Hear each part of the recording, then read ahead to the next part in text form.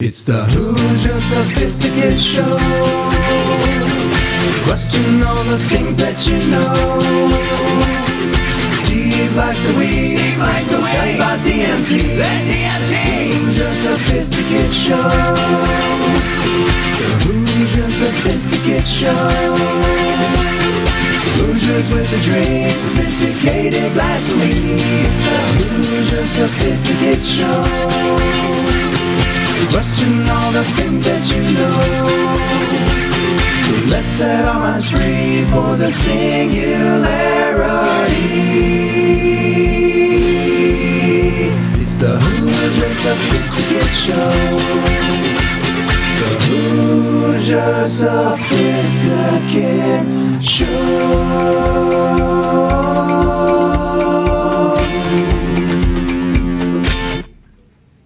Welcome, ladies, gentlemen, non-binary, sentient, artificial intelligence, flora and fauna alike, to the Hoosier Sophisticate Show. Steve-o, what a week, buddy. Father's Day was awesome. It was great. I mean, that was it's just the best. We get to do this on Monday nights, buddy. It's just a great time. Go ahead and turn that light on. We've been having just some phenomenal talks lately. We're going to get into all of that. We got some new stuff we're going to bring to everybody. I'm just excited to be alive right now, for real. It's a good time to be alive, buddy. I am. I've had a great week. We got a great week coming up. I'm getting ready to go to Wren Lake. We got a little get-together maybe this weekend happening. Just some real good stuff, man. I actually, I'm going to show you guys a little video of what Father's Day encompassed in one tiny little video. Craig, if you could go ahead and run that for I would love right to. now.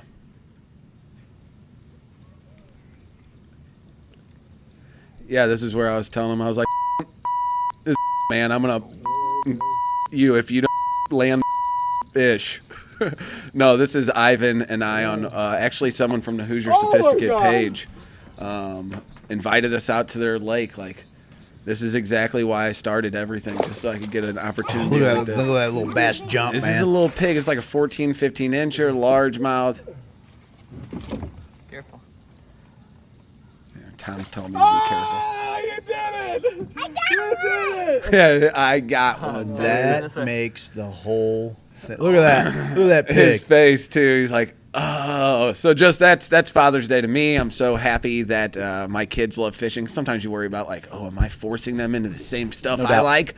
Yeah, a little bit, but they have gravitated towards it. Ivan, but you heard him today.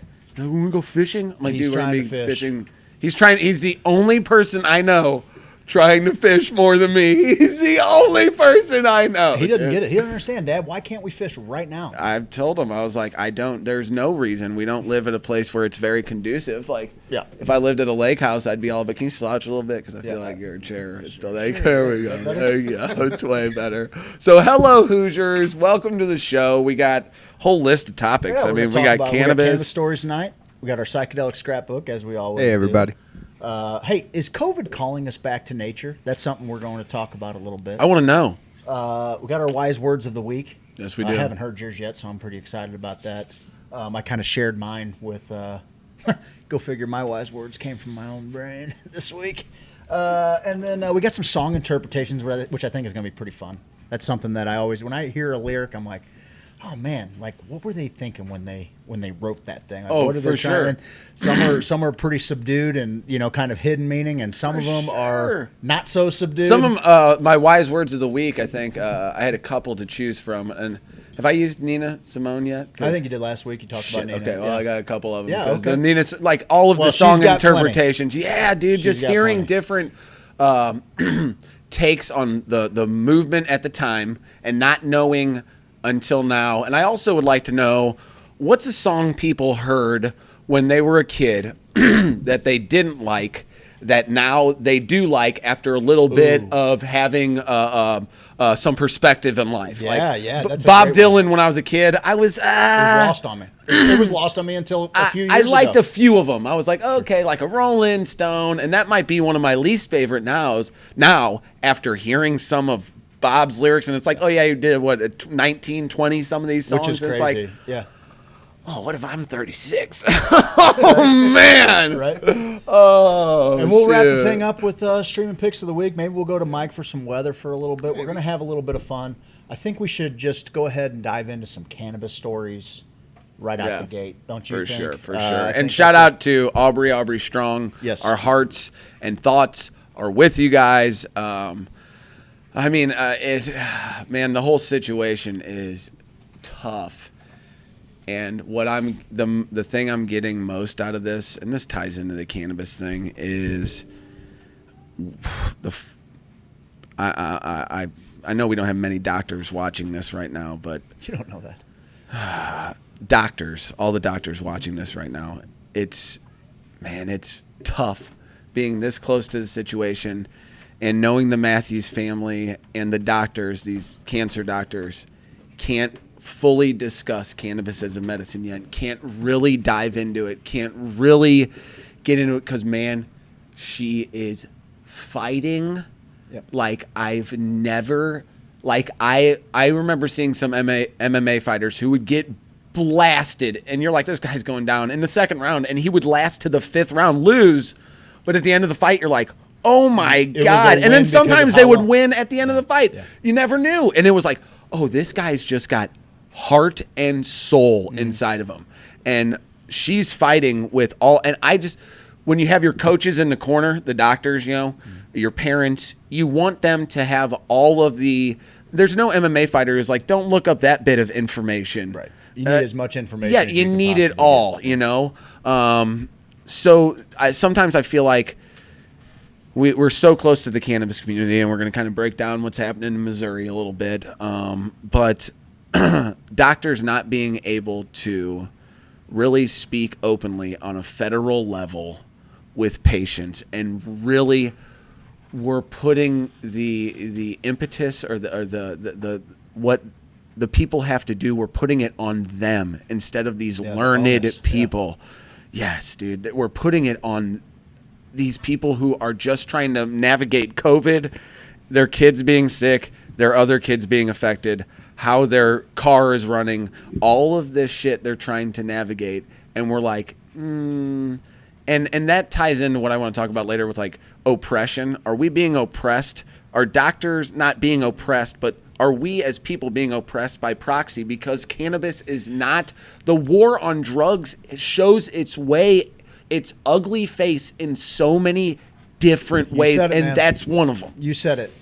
Going with all of the things that are going on right now, there's no shortage of 35-year-old white guys with an opinion, and Yeah, so for real. we're consistently aware of that. And so I'm like, okay, there is some serious civil unrest right now. What is the thing that I can relate to, that I can add to the conversation that might be able to help alleviate some of these societal pressures that are happening? And for me, as passionate as I am about, as we are, about the war on drugs and about, essentially ending this war on drugs, which is consistently funded more and more year over year, but not really doing anything to mitigate the loss of life through overdose and the growth of disease transmission or anything like that. There are better ways that are being out there. And it took a couple of countries that said, this isn't working. We got to let's try something radical. Let's try something we haven't done. And so I see how that might help with the opioid crisis. I see how it might help with the PTSD that our returning veterans and first responders are experiencing after seeing trauma on a daily basis. And I see it happen by the way that it marginalizes communities of color. And so it's one of those things that I'm already passionate about, that I feel as though I'm trying to provide information when it comes to psychedelics or whatever, and I feel that you're trying to provide information as far as cannabis and everything goes, to make it accepted, to understand that what we've been doing isn't working, and it's actually working against all of us coming together. And so for me, I'm like, okay, I know where I fit in. I don't think I fit in as a social justice warrior in the social media cancel culture, because that just doesn't necessarily vibe with me. However, the thing that I am passionate about also negatively affects people that don't look like me, that live in different neighborhoods. It does so on a level that's exponentially higher than people that do look like me. That is very hard to deny. So that's where we fit in, man. And so, Mike, I think we should maybe let's start talking about cannabis a little bit here. Yeah. If you want to throw up a little cannabis graphic, let's get this thing going. Cannabis and Mo, Steve. We talked about it a few weeks ago that some people on our page were saying, what about this page used to be all fun and games. Now we're getting into these serious talks, and I don't like it, man. It's a bunch of BS, man. And so I haven't seen that lately. And I know the sentiment was the same in the Missouri cannabis landscape, where, at least the online landscape, let's put it that way, sure, where it was, this place is an embarrassment to anyone joining a new network and seeing all this division between us, and we're so close to getting medicine. And I saw something this week that is very positive. There was something bad that happened with a company maybe possibly giving out bad certificates. Yeah, there were 600 patients that are basically left out in the dark that were given certifications. And there's a bunch of mumbo jumbo going on there that is back and forth right now on social media. And I immediately saw the heart and soul of the cannabis community. Yes. Immediately, people were like, I'll help you out as much as I can, as much as I humanly can. And there's a business opportunity there. Sure. I see that. But I will not fault anybody running this small business and realizing that this is the new age. A business putting a little something in their pocket. God bless her. I love that woman. Putting a little bit in their pocket while they're helping the world out. So if you can help these 600 patients, but you're not gouging them. Like I think pretty much everybody offered to do it. Try and do it at no cost. The state has said that they want, as long as it's done within 30 days, they're not going to charge them another state fee to work it out. But you're right. That's the heart and soul. This is something that, even the accused company is like, hey, this happened. We got duped, basically. Yeah. That's their line that they're throwing out there. And so, hey, here's the thing. A bunch of people said, this sucks, but we don't want anybody going without medicine. If people they all needed these cards, let's get them in front of doctors who can actually write them a legitimate certificate. And also, the DHSS has a role in this as well. The company that said that the company that under question said that they were communicating this to them, and DHSS asked them to keep it under wraps while they were trying to figure shit out. And then all of a sudden, it was this bombshell that essentially went out. So, moral of the story is, make sure that you're getting. There are people that are looking for help, and let's make sure that we are getting them in touch with people with their intentions in the right place, that are providing a service that is ultimately bringing more people to this medicine that can potentially help them. How secure are Randall Williams and Lyndall Fraker's jobs as far as I'm not really sure their record in DHSS as far as helping and STDs or COVID. All the stuff. Just STDs rampant in nursing homes. That's Totally. That's Nursing homes, man, they're Fraker was boning. nose deep in shingles or something. I don't even know what that means. How secure are their jobs, and how hard is it to replace them and or come up with a different? Because how cool would it be to? Interesting. That's an interesting point, because those are unelected positions. Yes, they're appointed positions. Yes. And so there. But is how much pressure can be there put? There are a lot of people who would say, if you voted blue, for instance, and you put Democrats in power, because right now Parson is a Republican, and there are plenty of people that are saying, hey, the Republicans have their people in place and they're going to throttle this as much as they can.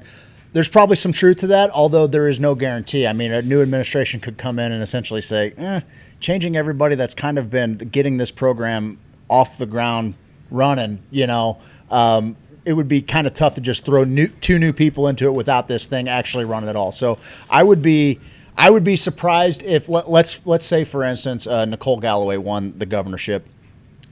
She could certainly put out there that She wants to lax law enforcement and lax regulation on all of this, and that would be fine. I don't know how realistic it would be that they would just do like a top down. Let's say changing of the guard until this thing is up and running. I mean, it's not let's to say that they add wouldn't. But 2 more. Okay. You know how all of the talk in Missouri too was about boards, different boards. This board said this. This board supports that. This board, and all the boards have the same board members. Yeah. A lot of them cross over. Sure. Is there a board that DHSS looks to, or is that all public? Like when they do those town hall type deals that they do, they're taking input from the people, but ultimately they're drafting what. And is that the deal? Because some of the board members really helped draft. Maybe. And that was some of the, I think, the FBI. Yeah, there are investigations going into a few people. But don't you want those people who are closest to it to help you draft the rules? It's like, well, you would think, but I mean, there's also, I mean, when you consider what a lobbyist can we let typically Josh is. Loftus run this thing? Is what I'm trying to ask. I would because that guy's a running. It's like, I could think of who's Wyatt Earp's brother? Has Virgil. Virgil. Yeah. He's fucking Virgil. Wasn't Morgan's bitch ass getting shot in the back? Wasn't Morgan? Damn Virgil, Morgan. let me tell you something about. Listen, Tombstone's one of my favorites. We can get a little fucking tirade here. Virgil was a gun-grabbing authoritarian. He couldn't stand by. He hated freedom. Couldn't hated liberty. Took people's guns. Fucking, he was an anti-second. He was a second anti-Second Amendment authoritarian. That whole movie, as much as I loved it my whole childhood, as I grew up a little bit more, got into more libertarian ideals. I'm like, Virgil was a fucking monster, man. He's taking people's guns. I never thought about it like that. Anyway, no, I think that on the surface that sounds like a really good. I'm just curious. I feel like it's something that we could. Could the people like try to nominate a couple people to like? I mean, could you imagine Ashley Davis giving advice, or a guy like John Hunt? And I know we're closer to those people, so it's kind of dumb to say, sure. But people that we know from what we know, their heart is in the right place, and they don't really, have ulterior motives besides getting the shit done, like getting patients medicine. Yeah. And at the end, that's the best way to do it. And people who are learned on, I love learned tonight. It's a great little word. People who are knowledgeable on amounts, because that's one thing. 4 ounces and 8 ounces we can have a lot of flour, but when you're making oil, you need a lot more. And, sure. And we have the caretakers, and Missouri is kind of chaotic right now because we're seeing our first manufacturers be the licenses, or the inspections going through. Yep. So we're getting close. It's going to take all types. It's going to take different types of businesses, but we were going to go over different types of patients. Yeah, we might as well. Let's get into that a little bit. We're going to talk a little bit. Obviously, when we're talking about ailments and afflictions and things that cannabis can help, that list goes on forever and ever. But we're just going to kind of simplify a bunch of groups that. Yeah, we were just thinking about it. Like, we always are trying to dissect and label. It's like, oh, these people, everything's for the patients. Well, let's kind of figure out who the patients are.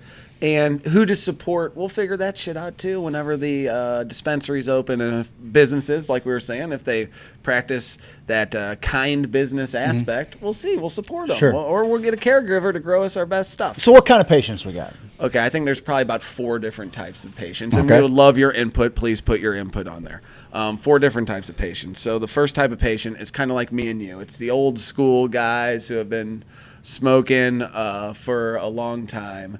And smoked, since 18, 19, right around there. You were probably earlier because you had pubes at like 12. I had pubes at 10, but yeah. Jesus. And so you saw my first dance picture. Jesus. So it's guys who are trying to get people, Queeve and Greg, people who are trying to get legal. Yeah. Who also understand with new science and everything presented to them. Benefits in every mid-30s person. There are therapeutic and medicinal benefits, whether it's a salve, whether it's even native hemp CBD, whether it's smoking, whether it's edibles. Like, there is something. Like, I've had so many friends who have gotten cards and started edibles. Yeah. and never smoked, never liked it, but a 5 milligram or a 10 milligram edible is changing their game. Yep. Ugh. Their sleep's a little bit better. Oh, dude, Yep. they just enjoy that. They're like, I enjoy my evenings a little better. Yeah. And I know some of them that used to drink. They just drank, man. But knowing a 10 milligram edible, they're like, I was jacked up, man. Felt great. Felt great the next morning. Slept. Felt awesome. So then we got. You that's got pretty much- then you that's the got first kind thing. of all right. Then you have the patients. I like to think of like our friends, the Turner family, right? You've got people that have some kind of terminal illness. Maybe they're a cancer patient. Maybe they're end of life. They're finding that cannabis is actually actively combating things that pharmaceuticals weren't doing. When I think of the Turner family, they been in went the and trenches. sat in front of the Colorado legislature saying, your conditions, your qualifying conditions don't cover mine, and I'm telling you, if I don't use cannabis, I'm going to die. These are people that would have probably It's like the Rick never, Simpson coaching tree, I would say. You know, Yeah, like those people okay. who figured out from Rick Simpson that there's an Yeah. oil, Yeah. because he was kind of a big name. Charlotte Figge, the people Yeah. who heard Rick the was even first- before her, yeah. who heard the first calls of whoa, this can be broken down Yep. into an oil, to an uber potent. And they're not the first ones, obviously, to figure that out. And then the third one, Third kind is new patients. They've never smoked. They don't maybe an know. older person, arthritis. Parents, yeah, like my bones hurt. They're coming. They're new to the game. They're CBD new was to maybe their cannabis. gateway. Yeah, man. Yeah, It sure. was good. It was a great. Now they're understanding that the stuff they tried back in the day. You know, oh man, that was weed that you smoked at the concert, a Doobie Brothers concert, man.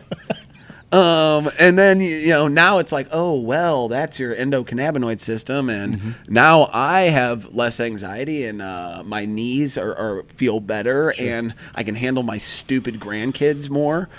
Or to even parents figuring out, like the Matthews family just recently figured out that cannabis oil can help, and it started to help big time. Started to help with appetite, and you know Chance's story where they had no idea. I sent them a message on Facebook and said, I don't know about this, but I would sure like to talk to you about this study that happened. Yes. Just throwing it out there. They had no idea.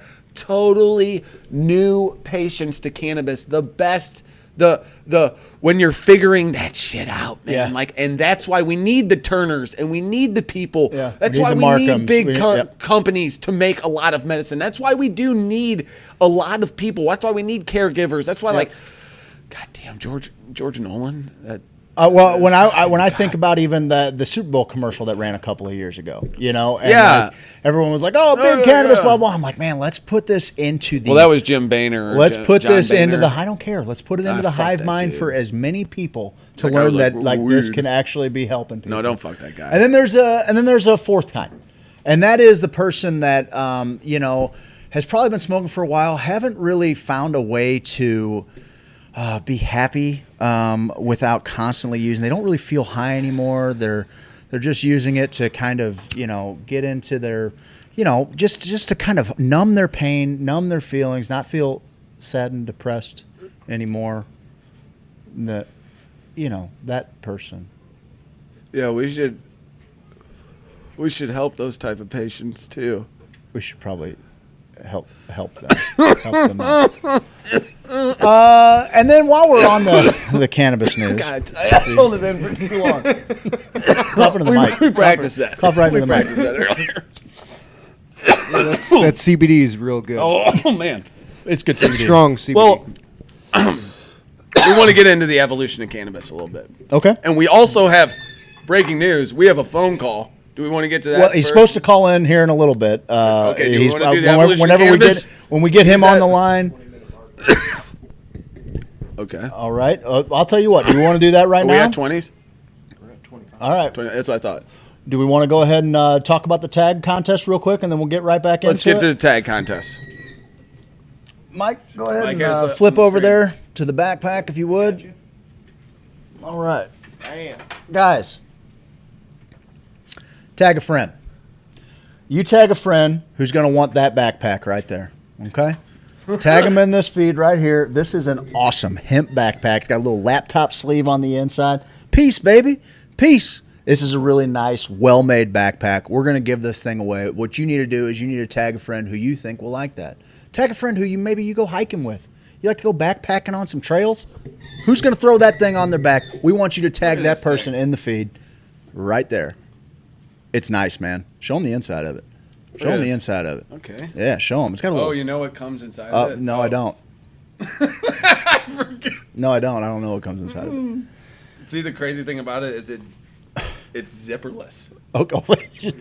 You got to go bippity boppity boo. Look Look at at that. this. You guys, it's Look a at beautiful backpack. All we're asking you to do is tag a You friend. can fit a bunch of stuff in here. Bunch of stuff. Punch it in there. Punch it. Punch it real good, like. Is this how you check your backpack? With this motion? Craig? This motion? That's yeah. Sometimes I like to get 3 in there. Oh, Jesus. So that. Tag a friend. Hit me with one of Tag a friend who would like to take me home. Tag a friend who would like to take me home. Hopefully doesn't use me for a cum rag.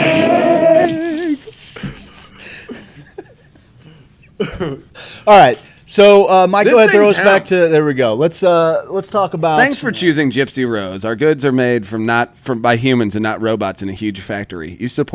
Your support ensures their art and culture sustains for future generations. Kind goods, nice folks, peaceful messages. Gypsy Rose. That's what Gypsy we were Rose just talking about. Awesome, man. Awesome stuff. Look at this. You can barely rip it in half. Tag a friend. We're gonna give this thing away sometime Look this at week. that. The Steve Rip in half test. Whoever gets tagged in this thing's gonna have a chance. It ain't gonna get. Dude, I would laugh my ass off. Try it. If that thing Try just to went. rip it in half. You don't want me to do that, man. Hey, some people are asking how do you tag? You just put You just write you someone's just put name. at and then somebody's name right there. You just I'm not write mad at you, someone's Mike. name. I'm just letting them know. We're just trying to get people into the feed. Steve, let's here. talk about when we talk about the evolution of cannabis. We're not talking about the plant as it was. Oh. We're not talking about the plant as it was throughout history. What we're talking about is what has changed since you were when you came to cannabis. Right? Oh, weed's so much better. Well, that's a given. Here's the deal, man. I feel like there's a lot of division because weed has evolved so much into a. Remember when weeds came out? It's like a business. You know, it's like that. Came to the we gave. You said something to me earlier. I wrote down. We handed over control to the people who didn't really know about it, like. The people who were kind of the oppressors about it were like, here, guys. Figure out how you want to give How it do to you us. want it to give it to us? Yeah. Which is weird. It's so weird looking at it. And I understand those are the steps you have to take. It pisses me off sometimes. But patients are getting their medicine. Patients are getting their medicine. The way cannabis has evolved, though, it used to be this thing with your buddies.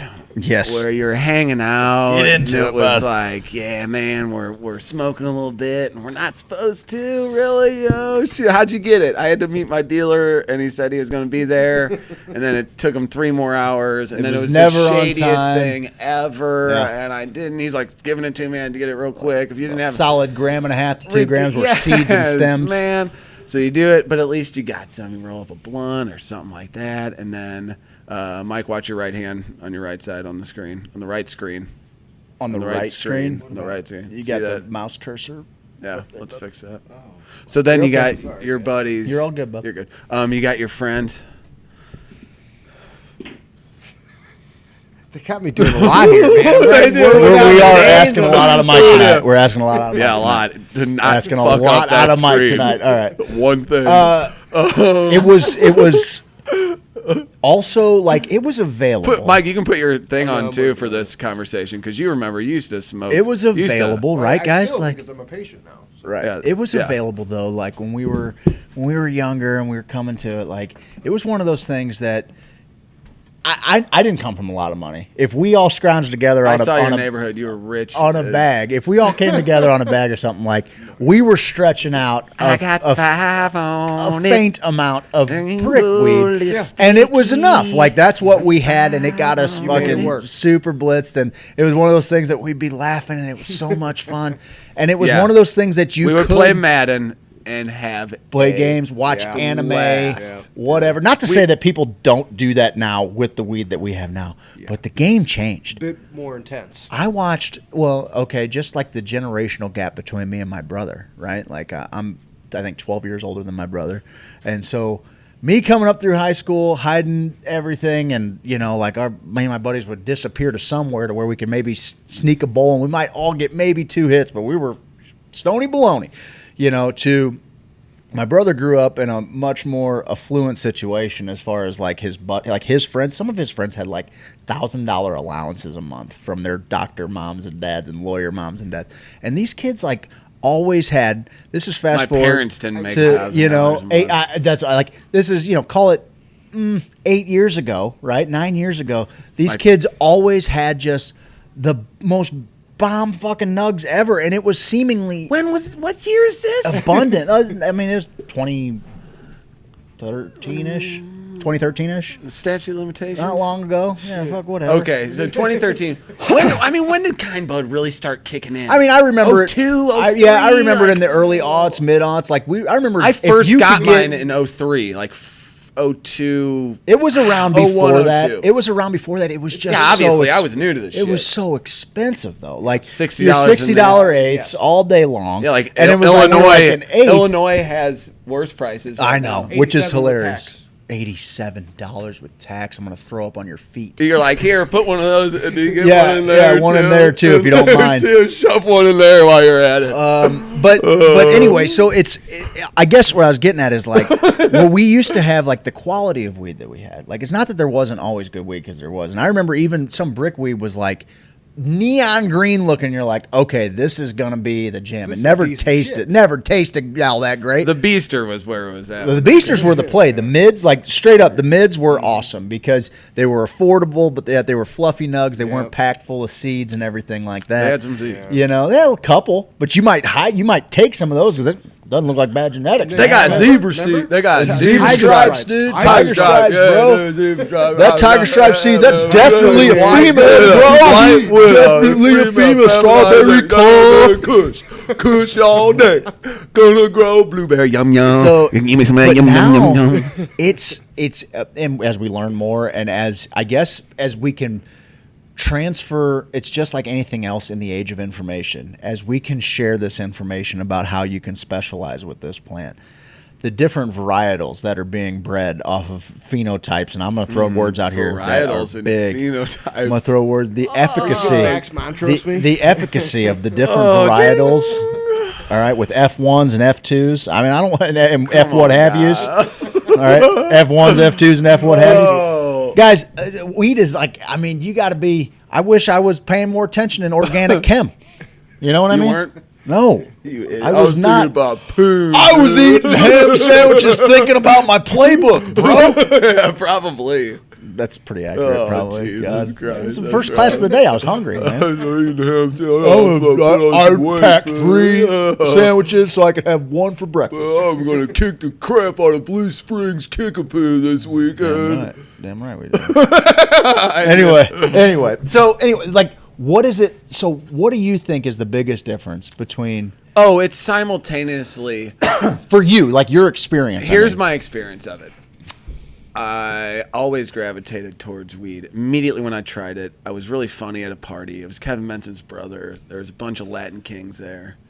And I was just making them time to laugh. shine, bud. I made him laugh. Kevin Benson had kind of Jenny and you. Kevin Benson has that same... I gravitate towards those people. I don't know what it is. But Kevin Benson would be like, Jesus Christ, and I'm like, what's up, man? The one dude's name You're the was guy. Nacho, and it was just tip I knew a Nacho. sauce. You probably know this one, Lalo and all those Oh, guys. yeah. Okay. South Side. It was just a South. Yeah. And the parents were out of town. They were getting after it. I smoked a blunt. It's the first time I got high. Yeah. And I was Did you get high me. the first time, Mike? No. Did you guys get high the first time? I don't that know you if I was smoked doing weed? it right. I didn't smoke cigarettes, so I didn't really even know what I was doing. And this is probably... I remember freshman, taking a sophomore couple year. of puffs off of my friend's older brother's joint, and he's and that was always the disclaimer was hey, you might not feel it your first time or something. Okay, but they're but that second time, and sure shit, those first couple hits off the first one didn't get me there. I was that wasn't all that bad. I'm alive. Wanted to try it again the next time.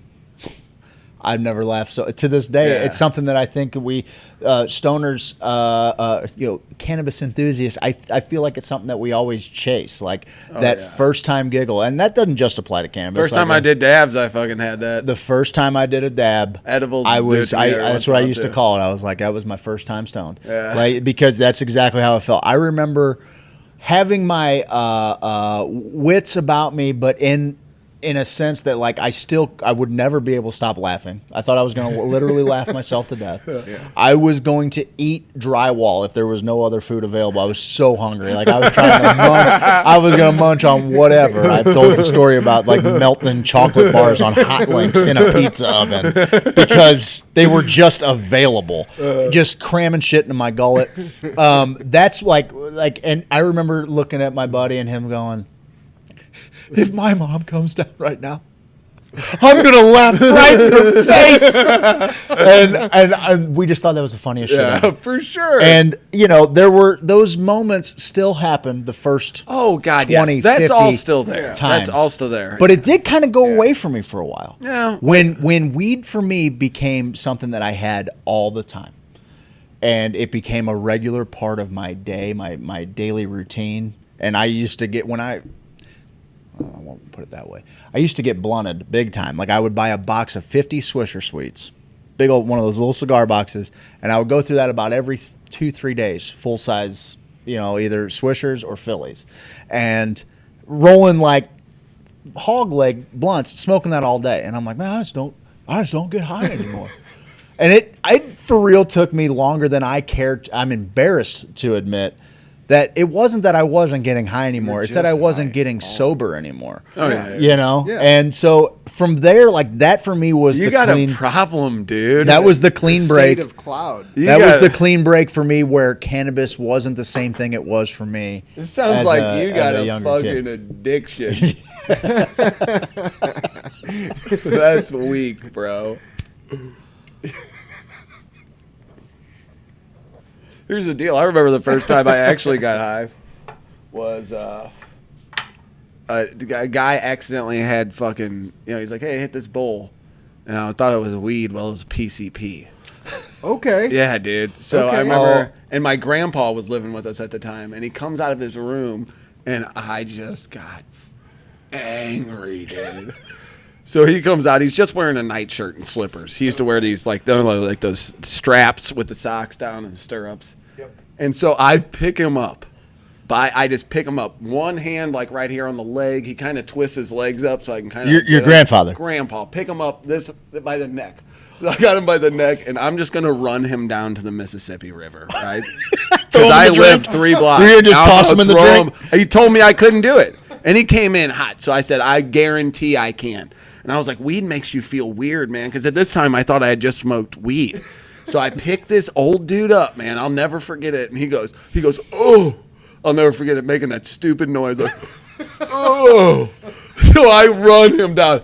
And I ran faster than I have ever run in my life. Yep. I get down to the river, poop, just toss him in. He's gone. Hits the water. He's gone. You know the Mississippi, the way it runs. It'll drag you. I ran right there by the arch, where the arch is. Right there, either steps. But if you go down a little bit, that's where those barges hang out. You go, bloop. He was there for a minute, but then he was gone. So then this stray dog starts barking. I don't know if it was at me. I just know it was in a general direction where I could hear it. Yeah. So it drove me mad. I ate that dog. Just ate it in the street. Killed it. Ate. So I was like, weed's weird. This is weird. This is weird. Grandpa, he gone? It wasn't weird. He didn't swim back to the shore? Oh, no. He made it to Illinois. He lives in East Carondelet right now. Oh, no, I bought a fucking lawnmower from East Carondelet. Jesus Christ. Good on you, bud. Don't get we me have started. Thoroughly destroyed those Don't get neighborhoods. me fucking over there. started, bud. So, yeah, that's kind of... Here's where weed has changed for me, though. It's at the same time, and this is how I got to look at a lot of things in my life. When I was younger, it was very simple. It was outlaw life. Mm-hmm. And... very simple. Don't get caught with it and have fun when you have it. Sneaking into concerts. If you were the guy, I remember I brought an actual Philly Titan to a Dave Matthews concert, and you would have thought if you're the guy, in ketamine you're the guy to a Spangle show. You know what I mean? Like, seems silly. You could probably just ask I know, somebody, I hey, know. can I have some the ketamine first guy at to this do it? Spangle The show? first guy to you do could it? probably ask Simon Posford himself. Hey, Hey, allegedly. Jesus Christ, he's probably watching. that's true. I'm sorry. I dig your music, Simon. I'm Yeah, a big he's fan good. of your music. It's the soundtrack of my weird It's multiversal scary. church. It's scary sometimes. But it was so simple. Now it's simultaneously getting kind of shitty with the businessman special, and we gotta do this to be over-regulated by the government, because God forbid we take the shackles off the people and let them grow as much and have as many businesses as they want. And even then, people in Oklahoma are like, there's too much, or look at what's happening in Oklahoma, and it's like, there's so much. It's a I plant. see it. It looks It's great. a medicine. It looks great. That bugs me about cannabis. But now seeing the people who are willing to try cannabis and who have the availability of cannabis as a medicine, and who will soon have it in dispensaries as just a medicine, just an option for them to get it. And then maybe they can work their way into a caregiver. They can work their way into those situations. So like with time and life and everything you kind of love, when you're young, it seemed really simple, and now it's getting really tough on one hand and really beautiful on the other hand. I'll tell you what, man, that you just saying that kind of brought me to this moment of gratefulness where, as weed has evolved, there were always people who knew that cannabis had healing benefits. They probably didn't even understand to the magnitude that it did. Guys like Rick Simpson was an anomaly, right? Like, you're talking about hyper concentrating cannabis and really using it as a medicine. But it took some people to really have a belief in a plant, to then thousands of other people getting better at breeding the genetics, so that those plants started producing more viable medicine, so that now we can actually get up to dosages that are changing, that are saving people's lives and changing the community. And it took people who just like we did, had a really great experience with those first few times with cannabis, to know that it was not the thing that Dare told us it was, or Nancy Reagan told us it was, because if Richard anything, Nixon told us it was, that was Joe a backfire. Biden told us it was. That was a backfire for things. me, because I was like, oh shoot, pills must not be that much worse than weed. Well, okay, that brings up a great point, because we're not being honest. Because our pills education almost hurt me big time. Like, I almost died a few times where I had drank enough and had enough pills that I puked during my sleep. Just wasn't fucking and pointed in the right direction. That brings up a great point, because when you're the way that you and literally make I had a information thought available, that said, weed can't be that much. If weed was this, pills can't be that much worse. Yeah, well, see, and that's not. Our brains trick us into like logical fallacies, right? Totally. But really, what that can be attributed to is the fact that our anti-drug campaign, our war on drugs, said that no, these are all Schedule I bad things that will make you do horrible things, potentially kill you. And so you lump those in together because of the way they were presented to you, rather than being honest with kids about the effects of these different drugs, and being honest with them about how doing them young, may not be the best idea. Even something as simple as cannabis, is your brain still developing and everything else. There are studies out there. The cannabis community doesn't want to hear those things, but there's there are people doing studies to see how early cannabis use affects, your neural growth, basically, right? New study came out and said it doesn't. And that's what there's always going. It's the most studied fucking plant there's ever been. There's going to be all kinds of different variables and factors that will contribute to the conversation. I've gotten to the point that I just want to be. I want to be as honest with myself about these things, so that I can be as honest with other people about these things. And so if information comes out that kind of bucks the trend, totally. I knew marijuana wasn't heroin. Well, and pills were being prescribed by doctors. And it had in 2003, 4, 5. It was very much Adderall, Xanax. Those are the two kind of baby ones to get you. Yeah, one is for studying. The other one is to have a few beers with. Not feel anxiety. The other one I called a mind eraser, because we would take them, and I would wake up 10 hours later and be like, I don't have keys, wallet, what happened phone, my entire night before? I got a little spill or God knows what on me. My freaking dick is in a bag of pre-made ready mashed potatoes, which is weird. Yeah, well, I mean, somebody's got to stick their dick in the mashed potatoes. Thank you. No, but so it has where we've gotten now, cannabis, now that I've seen how viable of a medicine it is, it's hard for me to think of it as just that thing that we used to do in place of a 30-pack of Miller High Life or something like that. You know what? It's taken on a whole different meaning, and I still enjoy it. And I wonder how much of my body chemistry changing has to do with my relationship to the plant, how much the potency of the cannabis itself has to do.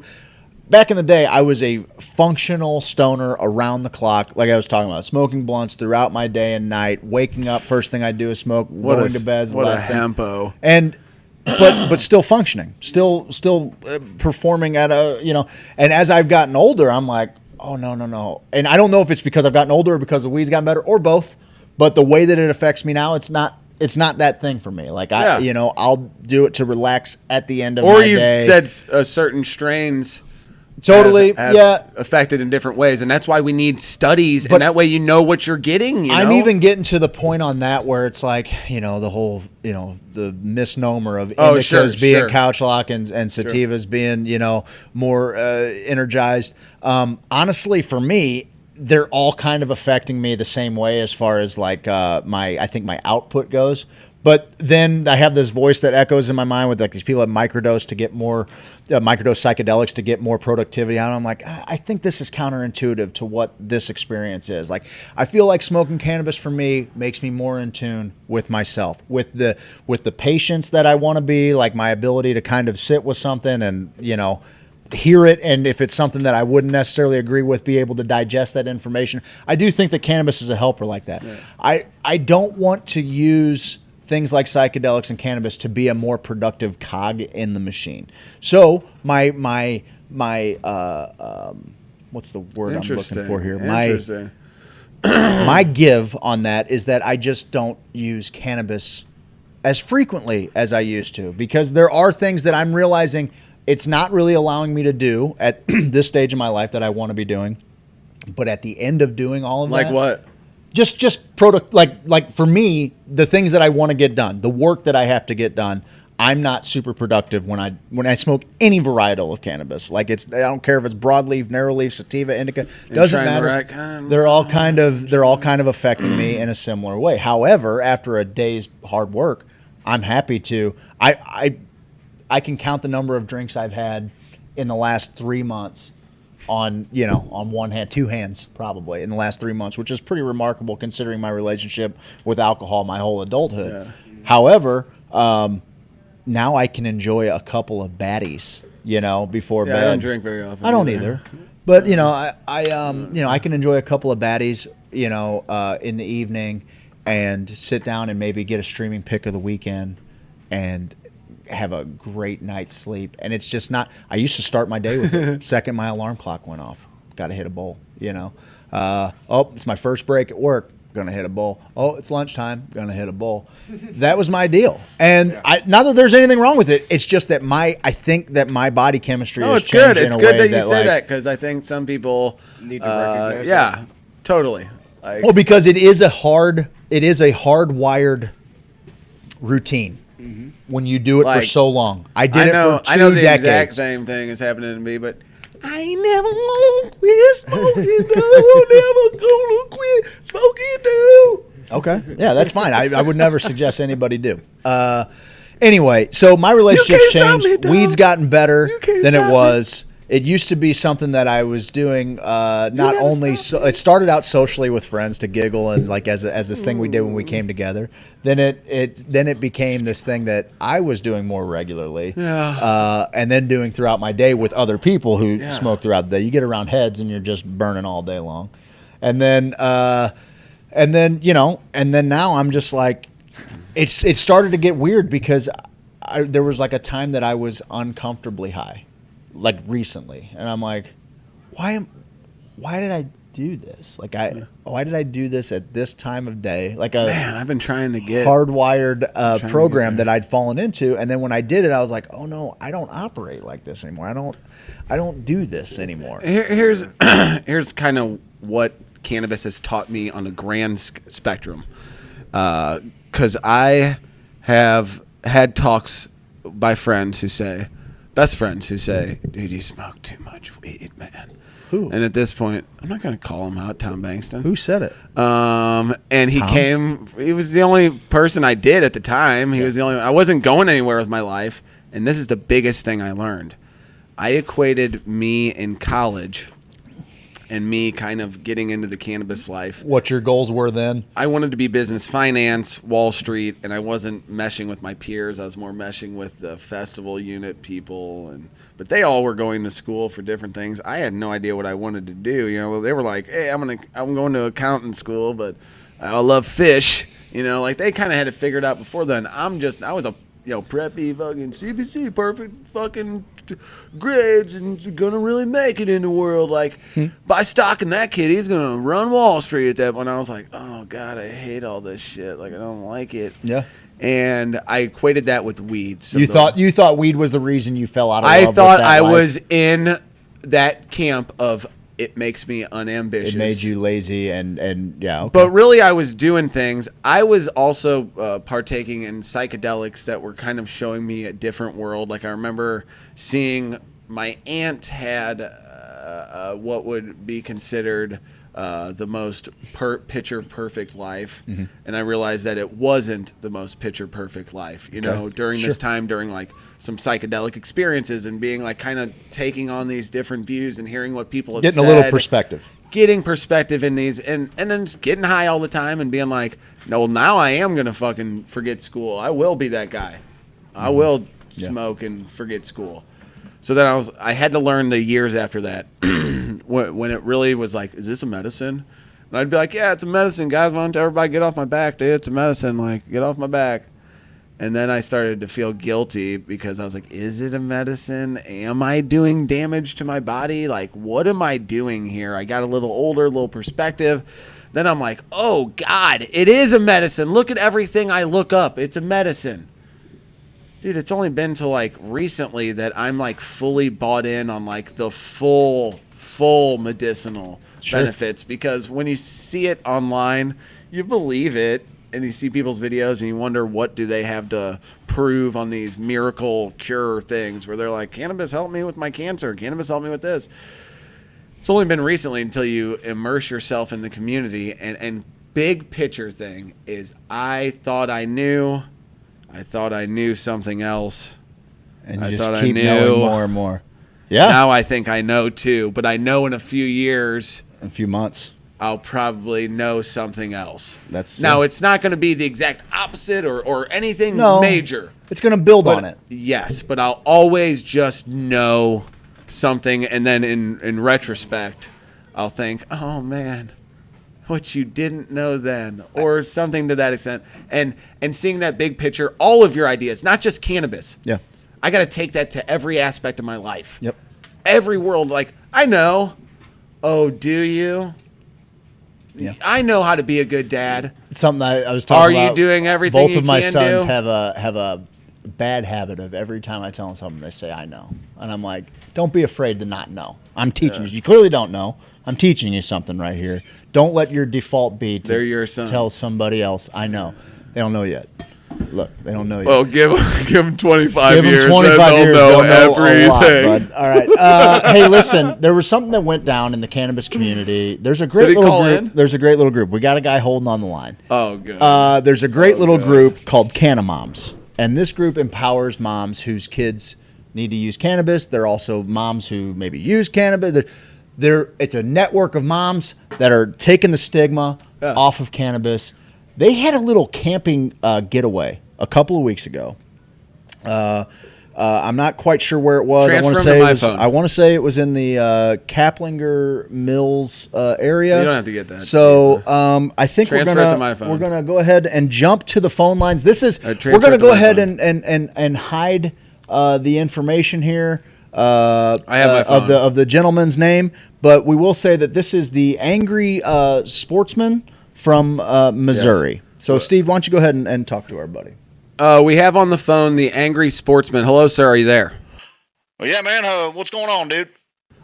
Hello, sir. I just wanted to get your side of the story here. I know that there was an issue in the woods with a local cannabis group. I'm a part of the cannabis community. I read all the social posts. It seemed horrible. Seemed like maybe you were accosted in some way. I heard one side of the story from these crazy hempos over here. You can understand what I'm saying. But I want to hear your side of the story of what happened. I'm happy to share with you, dude. I'll tell you. All right, here's the thing. I went down there. I was mobbed by some homosexual women with hate signs posted to their trees saying, no dicks allowed, trying to tell me I needed illegal drugs so I would think like them, etc. Hateful LGBT women, etc. I'm going to make a call to the sheriff's office. These women were protesting God, America, and men, sportsmen. I've spent all kinds of dollars in that store down there and paying boat rent fees, and I'll never do it again, man. This is not San Francisco. We still believe in God, guns, and America. Sir, I don't. Cannabis is actually legal medicinally, and I don't think anyone is getting Middle Missouri mixed up with San Francisco. So I'd just like you to elaborate your thoughts, because here on the show we preach about cannabis and loving of everybody. But like I just said in the last segment, I'm sure you've been listening to the show. How do I change myself? What are your thoughts on, what happened that weekend and the type of people that were down there? A man and a woman are never to lay with a man or a woman. You know that, man. It's in the Bible. It's Leviticus, if you ain't read it before. And you want to know what you can do? You can stop hanging out with these damned heathens smoking drugs all the time, because I can't even put my boat in the water. I'm just trying to go down there, set a couple of trout lines, and I got some hairy armpit gals running around throwing, signs up saying no dicks allowed. Has this world not have any kind of decency left in it? You tell me you can't tell the difference between, you can tell the difference between Central Missouri and San Francisco? Well, I can't. I've never marched through Central Missouri before with signs talking about dicks on signs, man. I'm just trying to get a treble hook in the water and catch some food for my family, and I'm tired of it. I see what you're saying. You're making a lot of sense. But it's weird. I feel like, I don't know, Mike, maybe you can help me out with this. It sounds a little What's familiar. Up, kind of it sounds does like sound like somebody we know, like little who is that, Bobby? bored out, kind of Bobby Battlehawk Bobby from Battlehawk. the. Sir, do you have him. any response to the allegations that this could be a Bobby Battlehawk type character? I don't know. You calling me some kind of liar, dude? You think that I'm going to sit here and lie to you in front of God like those heathen women did in the woods? You think that I'm impersonating somebody? You think I have the gall to come out here, just a man trying to feed his family, put a boat in the water? Hell, it's a good damn thing that it wasn't turkey season, because if it was turkey season, I'd try to get out there and get some gobblers, and them gals weren't going to keep me from doing it. And you're going to sit here and accuse me of being someone else? Well, man, I'm going to tell you right now, I'm tired of this. You're not going to accuse me like this in front of your friends and in front of God, and drag me across the internet like this. And I think it disconnected. we got disconnected. Well, that was a Missouri sportsman who had to deal with a lot. I feel bad for the guy. I mean, people preaching about love, equality, and maybe just, lips over dicks, if we will. Am I right? Which I'm all about that life too. Let them ladies have fun in the woods, so you can't put your boat ramp in there. Come on, man. God dang. Scissors beats boat, dude. But and that guy ended up being a murderer. So that's why I let Craig do the impersonation on that one. That's good. I'm fucking afraid.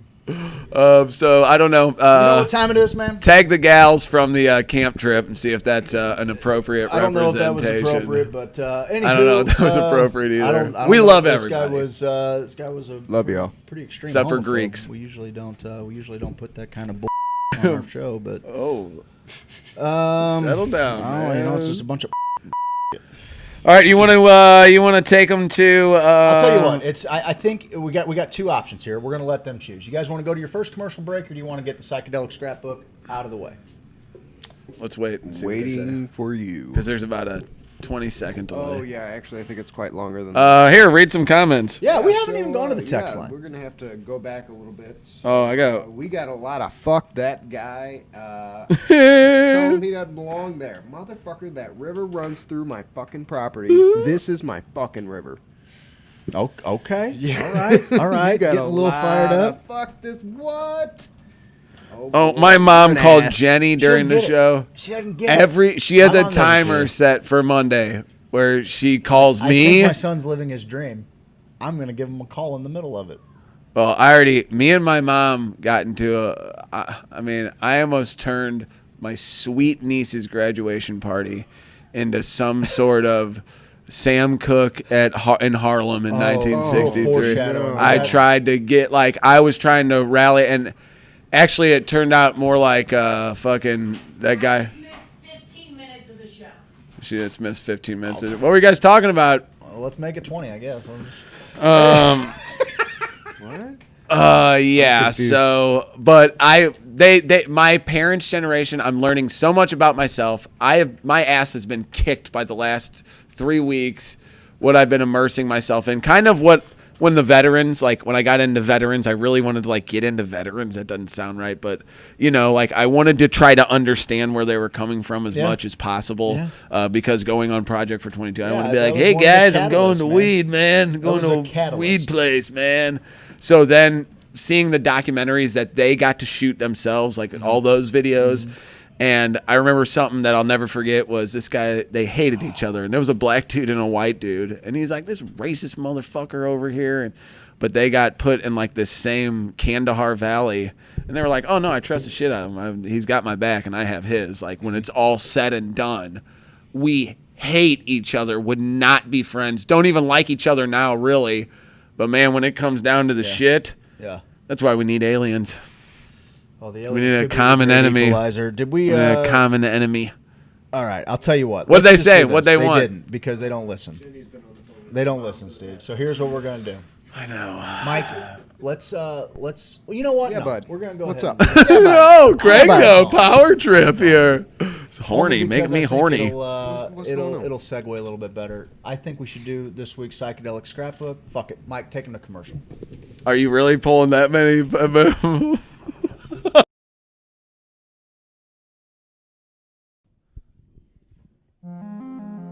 James Carlton Insurance 314-961-4800.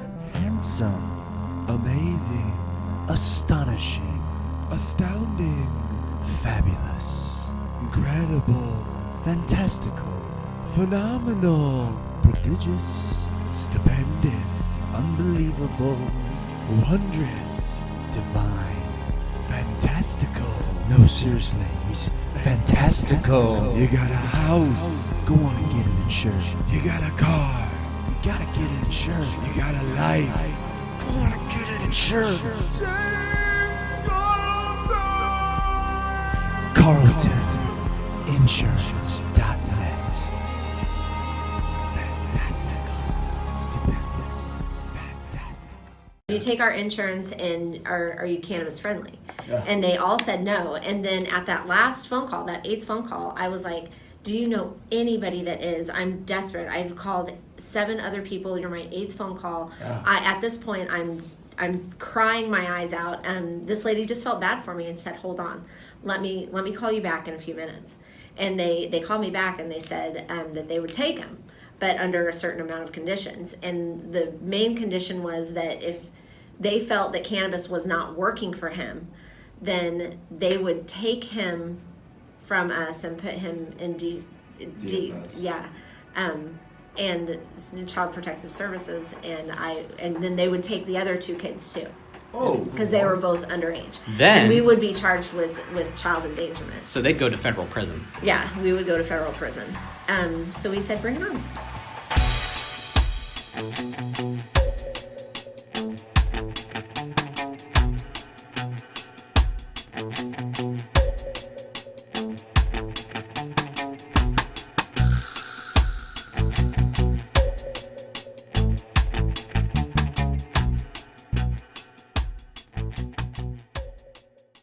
Come to Privilege, I got good fries.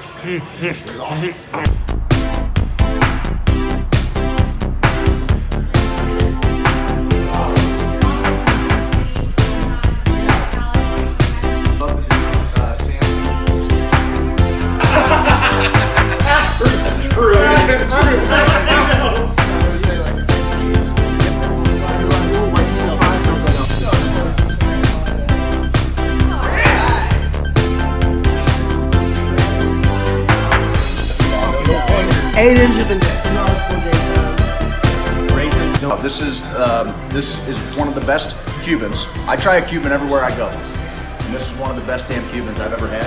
And we've got a little white cheddar mac here with a little cracker mac. Life-changing, incendiary. Everywhere I go, I try the Cuban. This time I didn't. I got the grilled cheese bacon burger.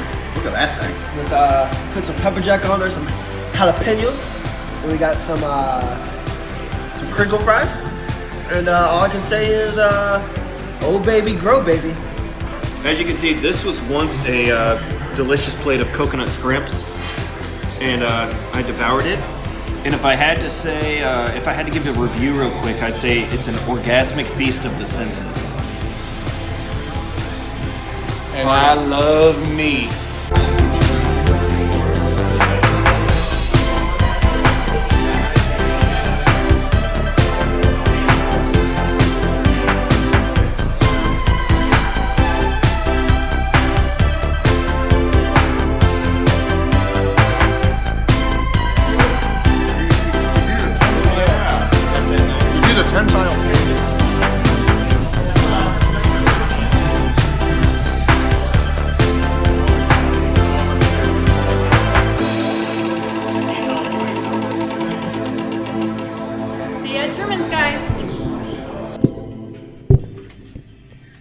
Is that you? We're back. Hi, guys. Scoot over towards me a little bit. All right. Fine. I'll try to Thank go you. as close as I can. Thank you. That's better. So, is there something you want to talk about, Steve, real quick before we get into Psychedelic Scrapbook? Oh, yeah. Here's what we're going to do. Guys, we've been averaging about 20, 25, 30 viewers. We get our numbers after the show. We wanted to challenge all of our biggest fans because we know you guys ride or die with us, and we love you guys so much. But I'm going to challenge you guys tonight. We already did the tag a friend thing. We're trying to get just some more views just to see what works. We want to do this full time. We want to help people full time. We want to figure this stuff out. I will prank call my mom if we get to 50 viewers. We get to 50? So if people share this, and at the end of the show, and I used to do this, they used to call me into the office at my old job. And my mom worked at Rose Extermination, and I would call her from the office, and this is when I was 18, and people would flock the office. They'd be like, Steve, you need to come to the office. I'd be like, shoot, what did I do? They found my bong and whatever.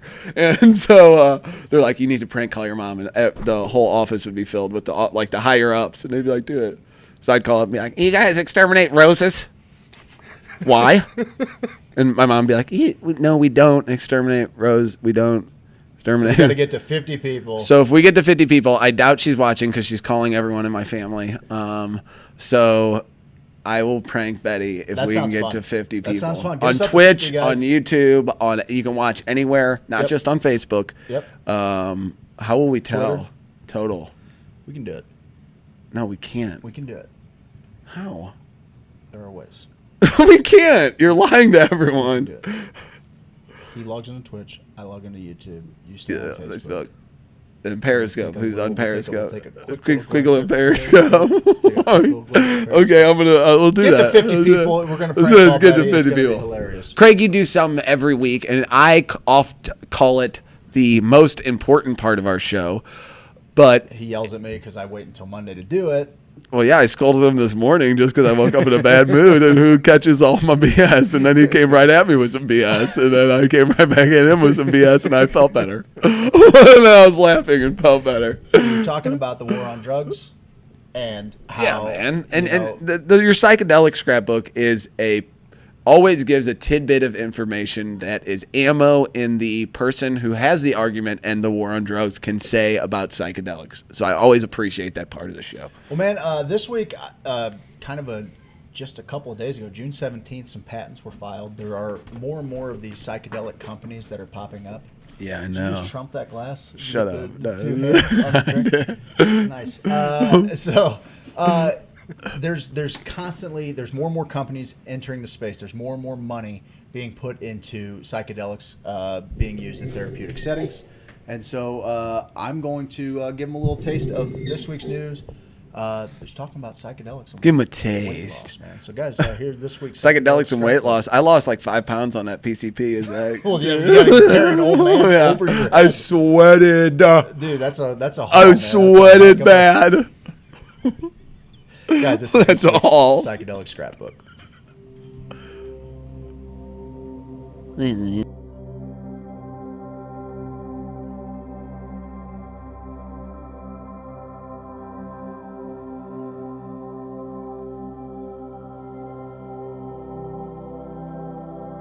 Psychedelics and weight loss.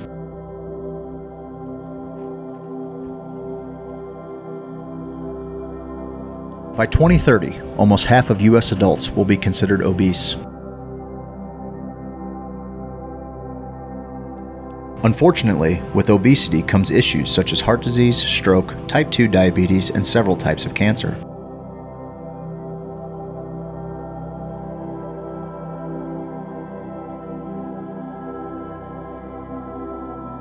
However, a solution may be found in psychedelics such as DMT and psilocybin, both of which activate serotonin receptors, or nature's own appetite suppressant, as noted by Psychology Today. This powerful brain chemical curbs cravings and shuts off appetite. It makes you feel satisfied even if your stomach is not full. The results? Eating less and losing weight. Psychedelics, like DMT, could help treat eating disorders. The Yield Growth Corporation announced that its majority-owned subsidiary, Neon Mind, has filed an additional provisional patent application related to using psychedelics as medicine. The most recent patent application, filed on June 17, 2020, covers the administration of DMT to treat compulsive eating disorder and other illnesses. DMT, or N,N-dimethyltryptamine, is a derivative and structural analog of tryptamine, known for its hallucinogenic properties. It currently has no approved medical use, though DMT-containing plants are commonly used in indigenous Amazonian shamanic practice, and are sometimes found in the drink ayahuasca. DMT is found naturally in several plants, including Mimosa tenuiflora, Diploteris cabrerana, and Psychotria viridis.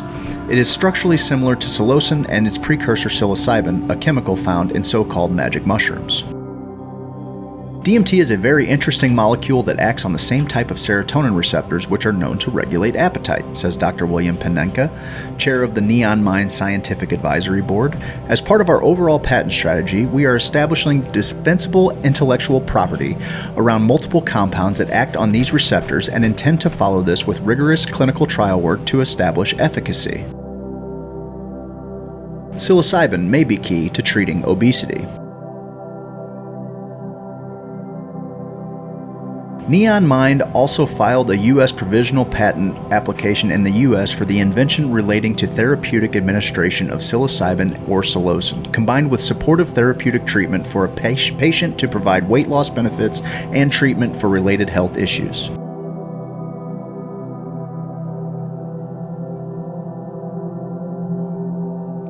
The provisional patent is for a proposed guided psychedelic psilocybin therapy protocol using psychotherapy prior to, during, and after the psychoactive effects of the psilocybin are felt by the patient. The psychedelic-assisted psychotherapy is designed to assist in gaining insights from positive psychedelic experiences to be integrated into everyday life and to help plan, prepare, and make sense of psychedelic experiences for a therapeutic result. Special thanks to menafn.com.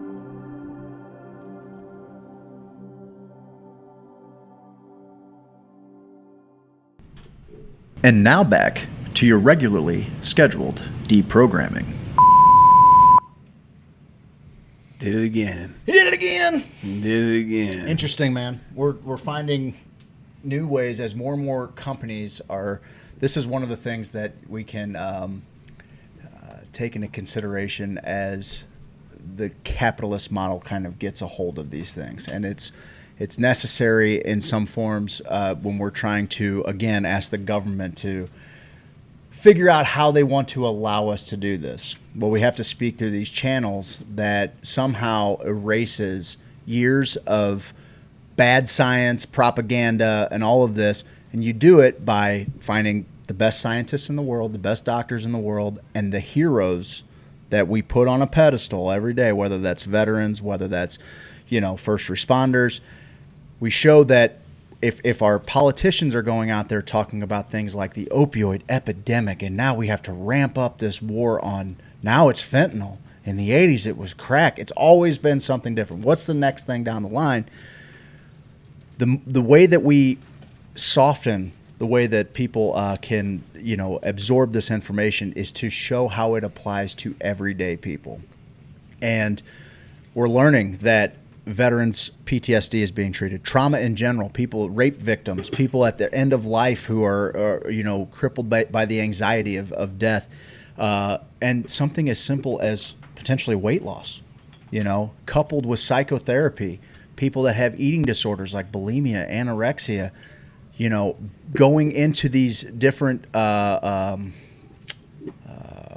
conscious states, and then having professionals who may already have a background in helping treat, eating disorders, or, helping treat depression, helping treat anxieties. Now, all of a sudden, we're putting a tool in their toolbox that might help those words imprint on the folds of our brains where it actually makes sense that everybody, people that have experienced great weight loss have tried hundreds of programs, and sometimes it's not until that one person just breaks it down and makes sense for them. Sometimes it's there's a local guy that wrote some dieting and weight loss books. I can't think of his name, but he looked at the emotional side of eating and stress eating, and what DiPietro. What our relationship is to food, and learning how to look at it as fuel instead of Cadet. something that tastes, just eating for taste. And so I celebrate all of these different ways that scientists and companies, even though I feel a little gross, I feel like psychedelics are going to follow a different model, a different trajectory than cannabis. I think that they're going to be harder to capitalize. I do believe that there are going to be companies making a great amount of money off of it, but it's not going to be as inclusive. There's not going to be a bunch of dispensaries on the corner. It's not going to be a retail application. It's going to be a medical application in the beginning, and hopefully we can outright, with the language from the beginning, talk about decriminalization, right? And when something as popular as defunding the police department is trending right now, maybe how that pertains to this is that they don't have the funds, like in Oakland, where they've stripped the funding to prosecute possession penalties and things like that. The more and more science can come out, weight loss is it's a multi-billion-dollar industry. Has been throughout the ages. And a lot of times the drugs that they're pushing, whether it was fen back in the day or whatever, all of these things are essentially work out to be amphetamines. Mm-hmm. They have some very serious detrimental physical setbacks. Might work. They might accomplish the goal in front of them.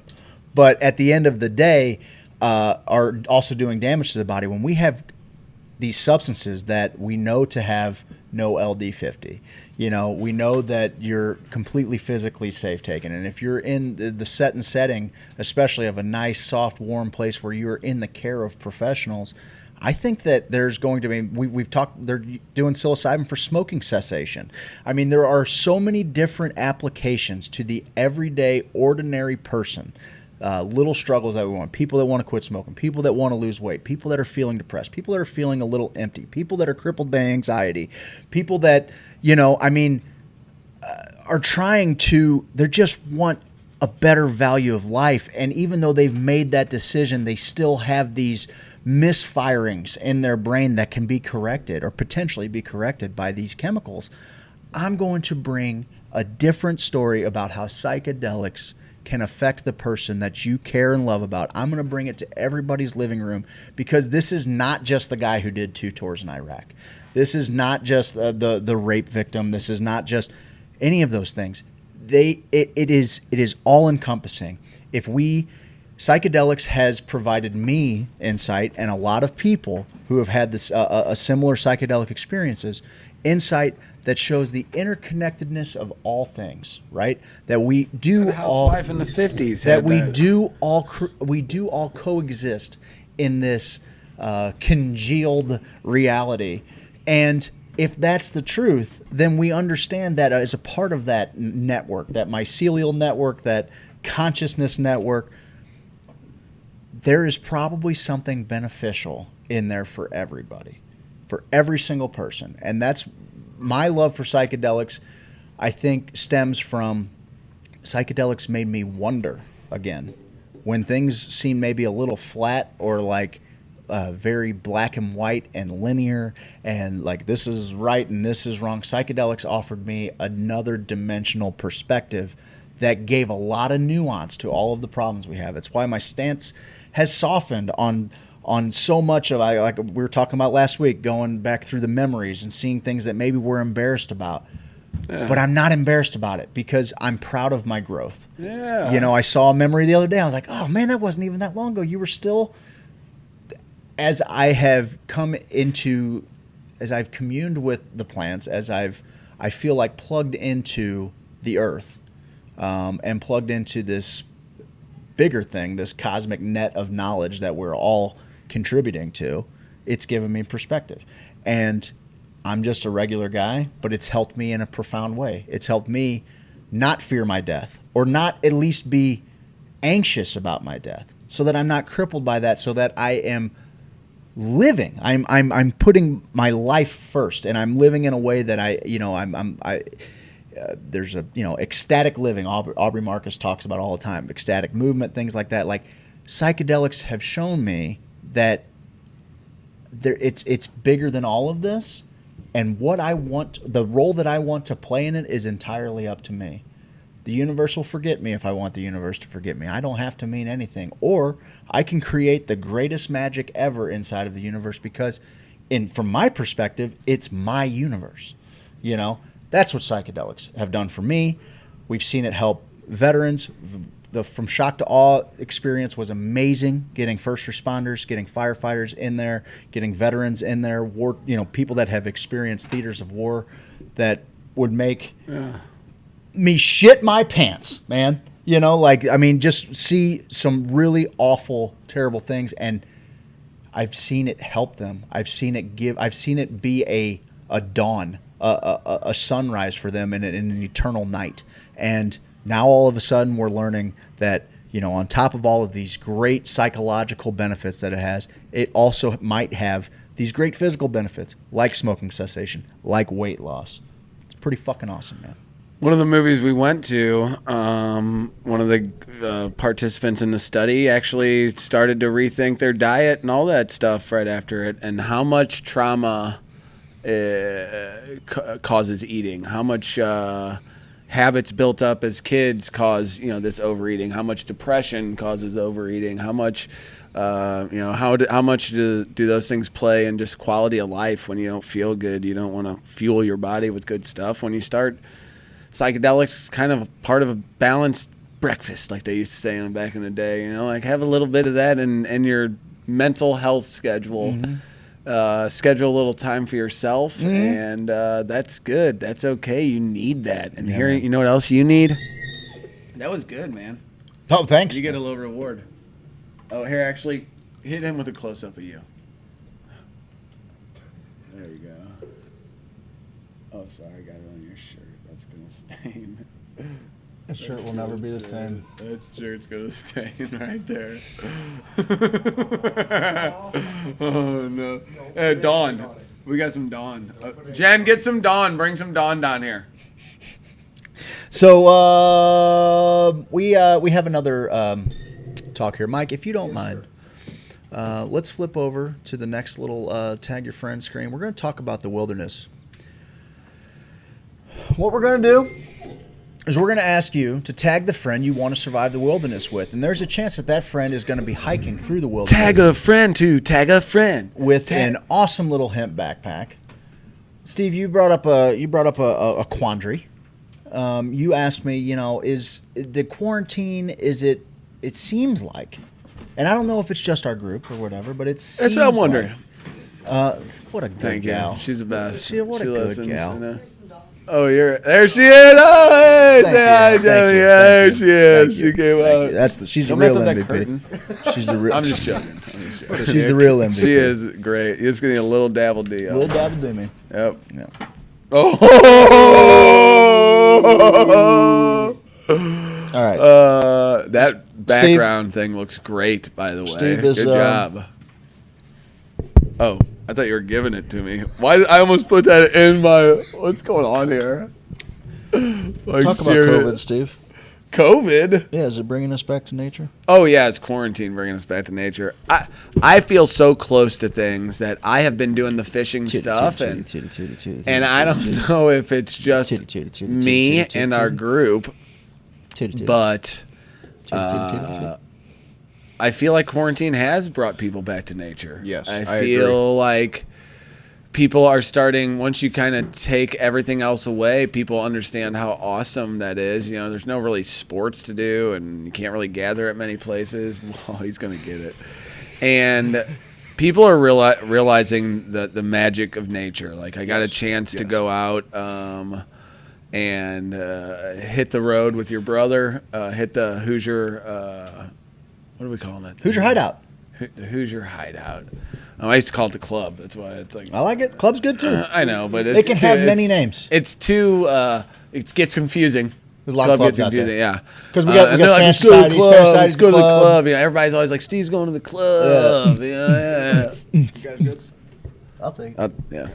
And so getting back out there and being out there in the morning and the drive out there and how quiet, and your brother's so different than you. He just sits in the quiet, you know, and it's like helps on the canoe and like just he's okay with it. He's a great. I know. It's so interesting. I know. The one He's time that great. Steve's been in a boat with me, I was the paddler, but yeah, my brother was such a savior with the paddle. Yeah. Oh, Yeah, his that's what brother. happened in His my- brother. We only had one paddle, and his brother's so strong he could paddle us all around the lake. Anywho. I just wonder from our fans out there, have you felt that quarantine brought you back to nature? And what does that mean to you? Like, for me, I got to see a bird that I haven't seen in a while, and I'll remember the name, a blue bunting. Okay. And they are one. I forgot they existed. I always wanted to see scarlet tanagers and blue buntings. You're quite an ornithologist. Yeah, just weird. My a grandma hobbyist. was. You're a hobbyist ornithologist. My grandma had all the books, so I went over her house. Instead of getting on the phone, that's what I did. It's fun. And yeah, so like we have 2 Mississippi kites that live in the neighborhood. Like, I'm like, I think that's a kite, you know, like, and like, what? Like, that's not a kite. I mean, I'm like, I think it's a bird it's called a kind kite. of a bird. It kind of looks like a thing over here. But I'm like, I have to look all this shit up because I'm like, I don't know. I don't really know that shit. But I saw one of those. And I tried to sneak up and like get a picture of it, and like, but even then I was like, do you really just enjoy this for a minute? Yeah. Just enjoy this bird out here right now, in the beauty and the way the air felt, and just it was still and calm, and it felt right, and I was relaxed in that way that a kid is relaxed, where it's like, what do I got to worry about, man? And then all of a sudden, a hawk just swoops in and kills that thing, and just reminds me that, you know, nature don't give 2 shits. They don't care about anything. beauty. No, it just ended up flying away. But those moments have been more and more and more and more my jam. And my boys, that is their jams too. Ivan, it's awesome, he's dude. 5. It's going to be his jam for a while. But even Oliver at 10 is like, oh yeah, that bird, that bug, that weird tree, that thing, that it he'll get it. He showed me a video the other day, and me and him laughed our butts off, where it's this dude and he's got his elbow and he's like, oh, you want me to show you my booty? I ain't gonna show you my booty. You think I'm gonna show you? And he pulls the camera away like he's playing a walking trick, away naked. and he's got his butt showing in the mirror behind him.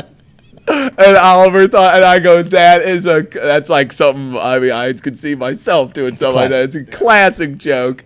And So we had a great laugh about it, but he's still so, because I worry about technology and nature, because quarantine has also made him a game playing guy. Even Mike had some thoughts about I did. technology and how games have affected in quarantine. How old's your kid? 10. 10. Mine's about to be 11 tomorrow. So a lot of kids in the neighborhood do the same thing. You know, they Our kids are the same age? time. Yeah, roughly. What is your kid on? He's a full-grown man right now. I know. He's wearing a 9.5. Jesus Lord. Yeah, we've been going like through some shoes braggart, there's Mike. No tomorrow. No, but I'm on this group. It's this neighborhood app, and some parents came forward, and I kind of had an idea of maybe we should get together and have some kind of neighborhood meeting to where we kind of talk about each other's, your not neighborhood so much talk meeting about each other's guy? kids. He's neighbor. But like how we can figure out, because all the kids are going through the same thing. They've been home for 3 months, 3.5, 4 months, you know, so they're all going through something that we never really went through as 10-year-olds, you know. And it's a different world for them. It is, and I cannot relate. You know, the only way I can ever come close. Hey, you were drinking I don't Bush have beer anything. and smashing muff at 10 years old, dude. So it's a tough one, you know, because it's like we're all like, what do we do? So I don't know. I'm asking for help. You know, if anybody out there needs help or has an idea, or No, you Are you need talking about help. for just You like need something help. they can do? yeah, just You know, anything, something just to throw that's- an idea out there. We're going to do that. Something Float trip. Well, something Steve and Well, I that's a talked good about idea. even going back a few weeks when we were shooting our Get to Know Your Hoosier segments. Like we were Yeah. just kind of walking around the neighborhood, and we were talking about how, you know, we've talked about this going back, I think, to the changing station, how it's kind of sad that, you know, our kids nowadays, like if they want to play competitive sports, it costs a fortune. Yes. It costs an absolute fortune. And that was not that is one, I think, big contributing factor to how many kids are playing games now. And not to, we always loved games. Games are crazy. Like they're so Yes. immersive now. Yes. The graphics Yeah, are amazing, and the amount of facilities that you Yeah, have, but I the thought faculties that you can I thought you at know, control. PlayStation 1, I was like, it'll never get better than this. Oh, no bro. doubt. Dude, when I got Wave Race for Nintendo 64 the day it came out, I'm like, You had Wave Race? Wave Race was the jam. You were rich, dude. Yeah. You had Wave Race. I had a fucking full-on jet ski controller that I sat on, like Richie Rich. bro. Richie Rich. But I remember Wave said same Race. thing. Like Twisted. I remember Twisted Metal going back to PlayStation 1, playing Twisted Metal 2, and being like, "Oh my god! Like this car looks like a Corvette with missiles. Like, this is amazing. And it was is dog crap. unbelievable. However, there is this big barrier, man, for like kids that grow up, you know, lower middle class, where it's like there's sports that you can play. They don't keep score in a lot of the leagues. It's not super competitive because most of your peers your age that are any good at sports, if their parents have two nickels to rub together, are paying $1,500 a year to play baseball, maybe more. I mean, dude, I sell uniforms and screen printing. What some of these teams are paying for uniforms would have been the cost for us to play CYC baseball for at least for more than a season. A guy shouldn't have to give hand jobs in the parking lot of Heiny Miney to afford his son's baseball career. It's true. You know, he shouldn't have to finger jam people from randos in the. Is that too much, guys? For me, it is. Jesus, I mean, for Mike. me, it is. Finger jam Hey, is what man. got you, I mean, Mike. we're- Get out we're of talking here. about Come kids and on, shit. man. Come on, man. I wouldn't know we weren't talking about. Mike, we weren't. My whole point was online bullying. I got off topic earlier. Jesus, but it was what was- online bullying, you know? And it's like that's the problem I'm dealing with. I and give that Mike a lot a of parents segment, are, and he burns me. you know, hey, I'm running with it. What's up He with the gave me cyberbullying? You know, online bullying is a thing. Like we dealt with it in grade school, high school. I did. Punch him right in And, the you know, nose. back in the day, it was, you know, but You now got it's something like, to say, now it's Jack? Like, now it's I'll like, punch you oh, right in the nose. I'm going to kick you out of Back this in room. our day, see? And the kids get kicked out of rooms, and they Pow! hang up on each Right other. in the kiss They eye. create little groups, and it's like, wait a second, they're man. creating Little cliques internet inside. gangs, Yeah. and then just pushing a button and just kicking them out of a little party that they invited them in. And it's like, come on, Did you man, go what- in as a different player and fucking teach him a lesson? You know what's funny though is he did come up with a way to shut them down for 30 seconds. Okay. He got into their IP address This and is just illegal? said, "We went through this, and guess what? The first person he We did it went to, through this. the first person he did it to, was a security analyst Well, he probably got himself a job. Sold security cameras to top secret companies. And I called him and I said, dude, I'm so sorry. He laughed at me. And he was like, dude, it's all right. Come on up, have a beer. No big deal. One of the neighbors? Yeah. How about that? That was the guy who Your sold kid just the got a security job. system. He's like, catch me if you can. Dude, he's like, you can find this all over the internet. It's easy. Anybody can do it. I'm like, yeah. He explained it to me like it was so easy. So he's trying to shut. He get can shut through the- down you your can get through neighbor's people's Wi-Fi. IPs. They were kicking him out, and he was like, well, I'm just going to shut you down. He shut the whole house down. The whole wireless internet. They And had no that TV, guy's no dad. phone. That guy's dad is. He knew exactly where it came Allegedly. from. Yeah. He allegedly did that. Yes, he allegedly did that. We had already talked to everybody. We've squared it up. It's all good. Well, the attorney We talked to general the would pick up police this department, case. and we were like, hey. You talked to the police department Yes, about sir. it? Damn right. This freaking kid's like, doing some bad shit on the computer, You What did he do to get kicked out of the group? He was good. How many kids you got? So it was How many kids you it was got about a in the total of, neighborhood that you're talking about bringing together? about 7. Okay. So that's Man, 7 I'll tell you families. what though, about the same age. Yes. See, this is what I'm getting at. You almost got a squad there. You almost got a fucking squad. You got 7 to you need 10, 12 kids For baseball? play a little game of baseball. Hey, how about give me fucking 7? Give me 10, and just Seven's play great. We Play had it. 5-on-5 soccer. We had it. I don't care. About 4 years ago, 3. But then the Fortnite and Minecraft. Get them outside. It Get hit, them dude. competing against each other Man, where they got to catch an elbow every now and then. Outside. Play I don't care. Make mean, it basketball. I don't. Whatever. I pick your drive poison. 45 minutes from the house just so I know he can't leave. Like, Yeah, I would talk shit in my backyard. Paintball. Take those kids out paintballing. that's Have them that shoot each costs other in money. the face. Go Costs buy a money. bunch of paintball guns. That's what you got to do. yeah. Hey, Thanks for listening, guys.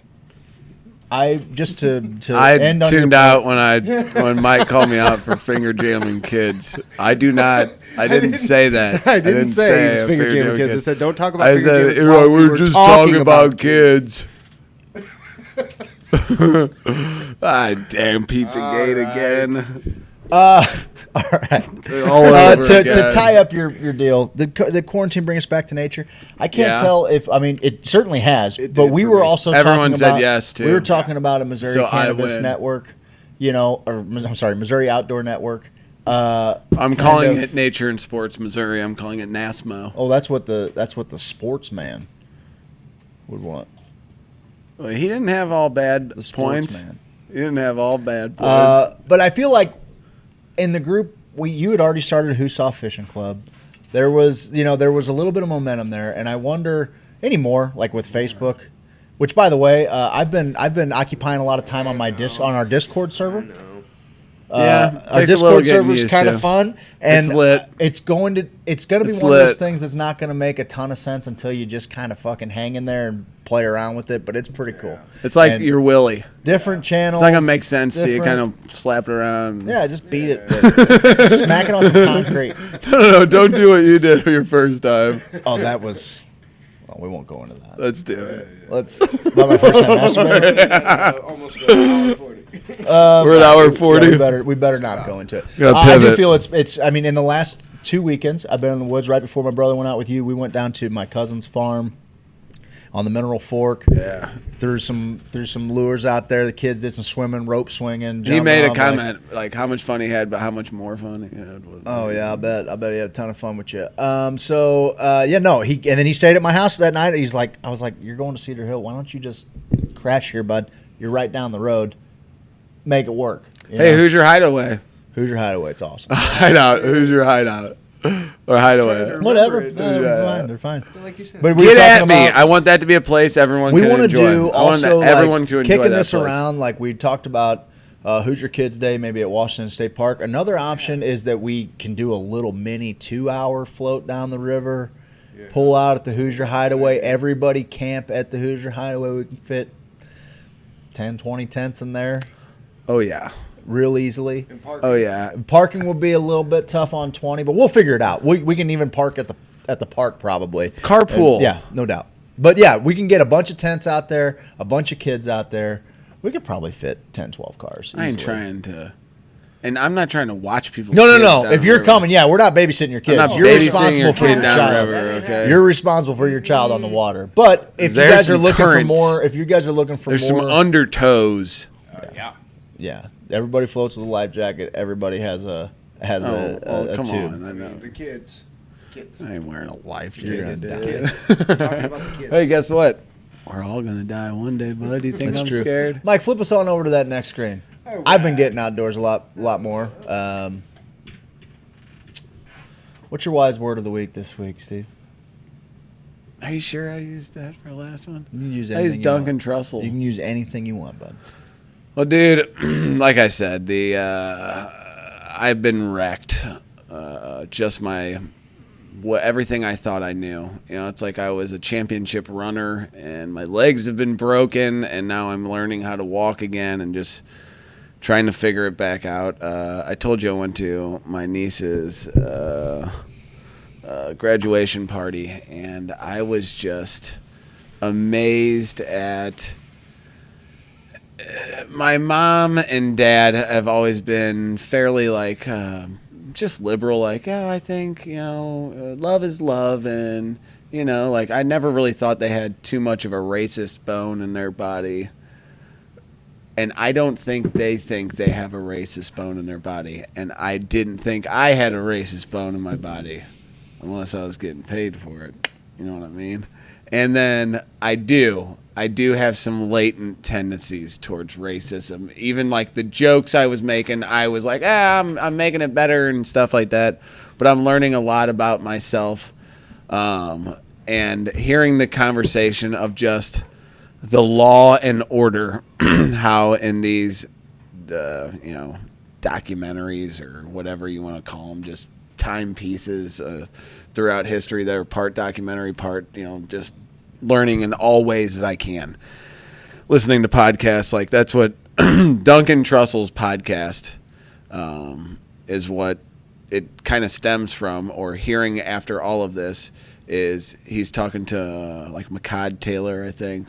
McCod Brooks. McCod Brooks. A great podcast. Great podcast. Man, that's a really good podcast. And he's coming to grips with all of this too, because he got called out about Black Lives Matter, and he's like, what do I say? I don't want to be this virtue signaler, and Duncan's struggling, and it's rare to see Duncan struggle with something, like usually he's got it pretty figured out. It's a tricky subject. Yeah, and I just everything that it boils down to for me now, and maybe this isn't even right, there is no right or whatever, is I saw at this party kind of my parents, that 65-year-old, just got to keep the criminals back, keep the thugs back, keep them, and the police are the only things keeping them back. This is the way it's structured. There are bad guys and good guys, and the bad guys are trying to take the good guys' stuff, and we live in the county, we're good. The bad people live in the city because their statistics they rob each other and kill each other a bunch. Yeah. Those are the facts. The government needs to be militarized to keep those people back at all cost. If George Floyd wasn't doing anything wrong, it never would have happened. If you don't do anything wrong, nothing's going to happen to you.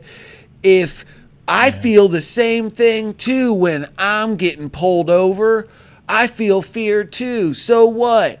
All the way to all of that kind of stuff that I was listening to, and I kind of felt too, are like, oh, their communities are all messed up. They're killing each other every day.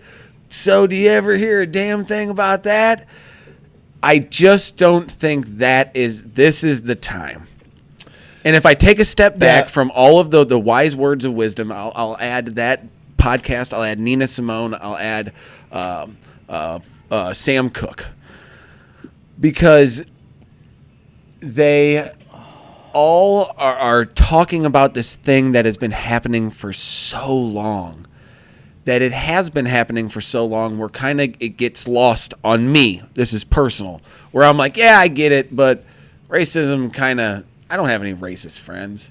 I got some racist older brothers and shit like in the line, like my friends' older brothers and sisters. Like I'm like, oh shit, you're still a little bit part of that, aren't you? Yeah. Most of the people I hung out with are like, Yeah. I don't give a shit, Right. which I don't. But I didn't realize some of the stuff that I wasn't taking seriously, and that's where a lot of my shit lied. That I was like, come on, You weren't giving it weight.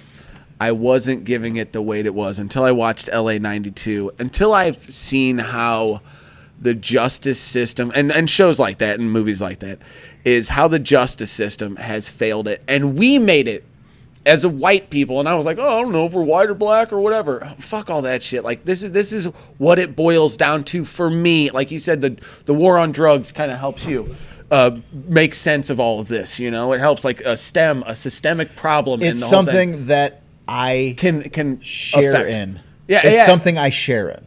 Like, go ahead. I'm sorry. No, and then hearing the biggest thing is the voice of the oppressed. The Black Lives Matter movement, to me, what I'm getting from it is not just Black Lives Matter. Because that was another thing. All lives matter. I believe in that. And I was like, yeah, I kind of believe in that too. And shouldn't that be how it is? Well, if I'm going to look at it the way I perceive my reality, how we're talking earlier, is my reality is it's Black Lives Matter. I'm with it. It's people who want to use cannabis. I'm with it. They're being oppressed. People who want to use psychedelic drugs, people who just want to use chemicals to alter themselves, they're being oppressed. Poor people are being oppressed. When you're in huge amount of like medical debt or something like that, student loan debt, there's knowledge suppression, and that's oppression on us. If we, immigration oppression there. If we, our old people, there's oppression in the system of this old, there's so many little bastions of bullshit going on in our world that we're always like, man, yes, but the death is what we're talking about. The death, not the oppression. That's what the problem is. The killing. See, not for me. See, the way LA I'm going to look at it. LA 92 is a police versus a black man. Am I wrong? LA 92 is about the young girl who got killed by the Vietnamese woman. It's not about race.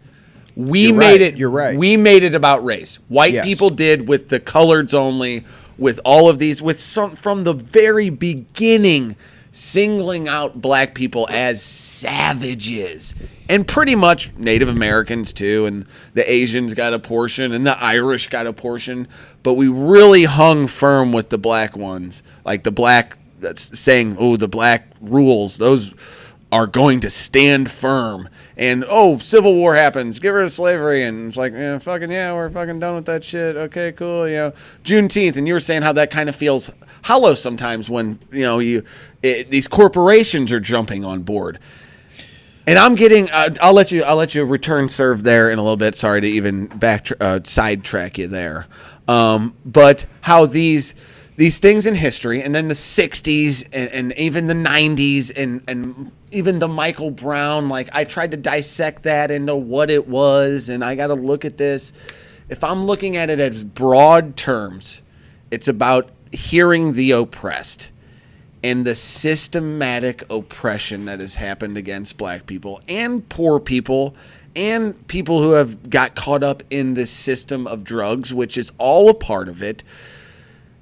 Maybe now we can focus on the roots of all that bullshit because we have this, because we have this, because we have this. So now in these small little towns, you were proud of your daughter. You're like, hey, she's, a little bit of like, I love her, a little naive, but man, I couldn't respect her more for putting together a little thing for what she believed in. And she's like, I'm going to gather some people together and we're going to, and you're like, okay, there, get one, like, cool. I'm proud of my daughter for doing that. I don't know what's going to work, or whatever, or what the turnout's going to be, because you kind of have that, yourself out. Exactly. I'm not going to tell somebody what they can be passionate about. No, not at all. And you almost want to encourage that shit, 100%. And you do want to encourage that stuff. And seeing it happen and it rippled down to the tiniest areas of. I heard someone on a podcast. I think it was maybe that podcast where they said, "Oh shit!" And when the civil rights movement was happening in my small town, it wasn't happening. We were we had a mixed race there, but civil rights shit wasn't happening in our time. They knew what was still happening there, and so I hope the grand overarching thing is that now we have the tools to do it. Yeah. Let's fucking do it. Let's be a part of this. Let's be a part of, and your part, what you love, what you're passionate about, what I'll never tell you to not be passionate about or someone to be passionate about. Yeah.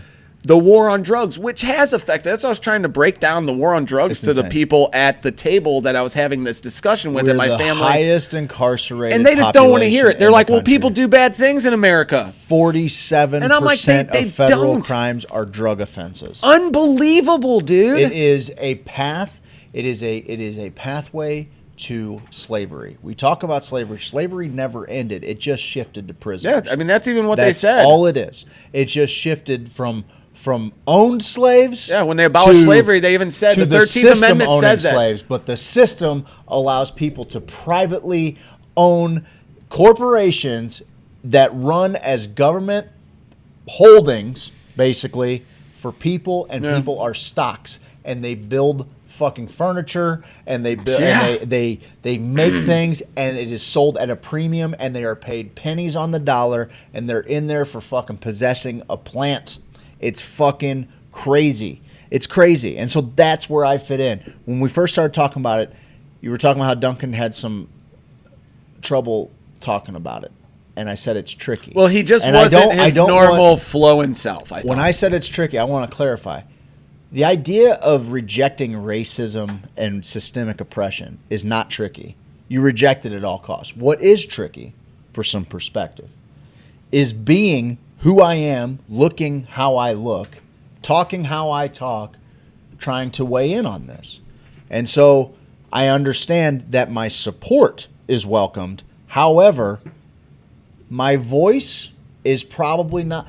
It's the same reason I don't want to sit up here and break down medical science or something. I'm not a fucking medical scientist. Did you hear your fucking...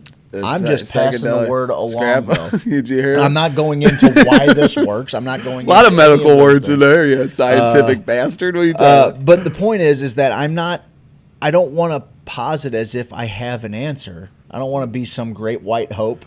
That's not like. Yeah, and here's the thing. That's real, right? Like we are being asked for support. We're also being, and this is a generalization. Not everybody is doing this, but we're also being asked to listen. So when it comes to a lot of this, I'm not reacting in such a way that I feel as though I need to be the town crier, except for the thing that I know about that negatively affects this thing. And that for me is the war on drugs. I'm not going to talk about, how black communities can improve themselves or what they, what we like. Yeah. That's not something I'm qualified to speak on. Nobody wants to hear that. Oh, I think you could state something that like Baltimore did this to help this, like meditation instead of detention. I can share those stories and meals, breakfast. I can 100% share those stories, but I don't posit. I'm not posturing myself. I hear you. I hear you. However, I do know that there's something that I'm passionate about. That is something that we firmly hold together, me and whoever I've been separated from by skin color or upbringing or whatever. There is something that I am an ally in, and I am going to not only celebrate this alliance, I'm going to feed it. I'm going to give it power. I'm going to be what I can in this and fit in, because all of our problems are not black and white. All of our problems are not, simple addition. There are all kinds of overarching effects that happen when we take different steps to solve problems. And so if all of us effectively attack the things that we know, that we're knowledgeable about, that we can communicate about, that we can do our part to fix, if all of us do that, then you're going to see real change in a direction, in a quick way. Yeah. You know, I hope we versus, oust the last bastions of all that bullshit. and I think we will. I think we will, man. I mean, I think now is the time. Like, I don't know. Don't. and the psychedelic revolution, like we were talking about that a few weeks ago, how all these things, the technological revolution, the people's revolution, and the psychedelic revolution, all seem to be hitting them. And the nature revolution, like people are getting the call to go back, dude. People who never, state parks are jammed. They're jamming, dude. And people are just like, ooh, I forgot how good a day at the river is, man. This guy texts me all the time. He's like, we're going to the river this day, and this day, and this day. You gotta come out one of these days. And I'm like, dude, he's hooked. And he didn't even know where St. Francis was 3 weeks ago. Now he's got a down spot there all the out time. there. He's got a flag planted out there, dude. My to pivot, man. That I think that you know, it's noble. We're just trying to find our place in this while being a respectful voice. That's something that, a generation below us, I think, is clamoring for. They're asking to be respected on their terms, okay? Which is something that has been very hard for older generations, because older generations want to be respected on their terms, and there's a disconnect. And so rather than conceding a level of respect, just meet both of them in their place, expand the conversation, experience some growth that can come out of hearing different ideas, different perspectives, different upbringings. We all experience the same complexity of life. We all experience the crazy tangential things that make up this existence. How strange it is to be anything at all. You can't imagine that the way that you see the world is the only way to see the world. And if you're especially if you're trying to bridge a generational gap where the worlds that you have grown up in are completely different, and the people who lived in an older world still live in this world. So there has to be a respectful exchange of information that both parties are responsible for coveting, because both of them expect it. This is going to go great with your song. Both of them expect it. Both of them expect what's going on. It is going to go great with my song. Your song. I do have a wise word of the week. We'll come back to it. God dang, it's going to be good. My wise word of the week this week was something I was lying in bed. This wasn't something I heard on a podcast. It wasn't something I heard in a book. I was just thinking about Father's Day coming up. Spent the day down, like I said, with the kids and with my brother down at my cousin's land, just hanging out there, really enjoying myself, just missing the gals. All went to Kansas City. Shout out to the Kansas City crew. Looks like Hell it was yeah, awesome. Looks like everybody had a great time. That was awesome. And so, I had this opportunity to just be with the kids and do a little fishing, do a little diving off of logs and rope swinging, just having a good time, man. And we got home, barbecued it up a little bit, and I was sitting there and knowing the next day was Father's Day, and I'm like, oh man, I've always been a guy. I used to get down on myself for not being able to get really serious. I've always kind of found the joke and everything, and it's kind of like, can you look at me like a real boy kind of thing? Like, can you be serious for 5 seconds so we can get some shit done? I've been there. And then I realized, oh man, you simple idiot, the most powerful magic that you've ever put on display, Oh, I saw that. You memed me up. I memed you up, brother. I memed you up. Thank you. And I did it. That was really good. I did it with the notion, the most significant thing you've ever created, a reminder to the dads out there. The most significant thing you ever created, the most powerful magic you ever wielded, came from a choice to have the most fun you could possibly have as a human being. Your happiness creates miracles. I was sitting there because it's something that Miss and I have talked about before, and I do like to question myself whether I'm happy or whether I'm content, because I feel a state of happiness. They coincide. There's definitely crossover, but sometimes, it can be seen as settling. But then all of a sudden, when you challenge yourself to do bigger, harder things, and then you get to experience the fruits of those labors, it creates a whole different kind of happiness in you. And the most powerful thing we can do as humans, I think you were talking about, it might have been Duncan talking to Riley Reed, Ashley Matthews, and he was talking about his parents looking, or maybe looking back, and all of this came from an orgasm. He and his wife were looking back. This all came from an orgasm, and the most powerful and beautiful a woman can be is to be a vessel of life, and to bring this vessel, as this vessel, bring this life into the world, and then nourish it and feed it and, you know, allow it to. She's taken what you've given her and created this beautiful thing of two things that you love. She took your seed. Jizz. Your seed, man.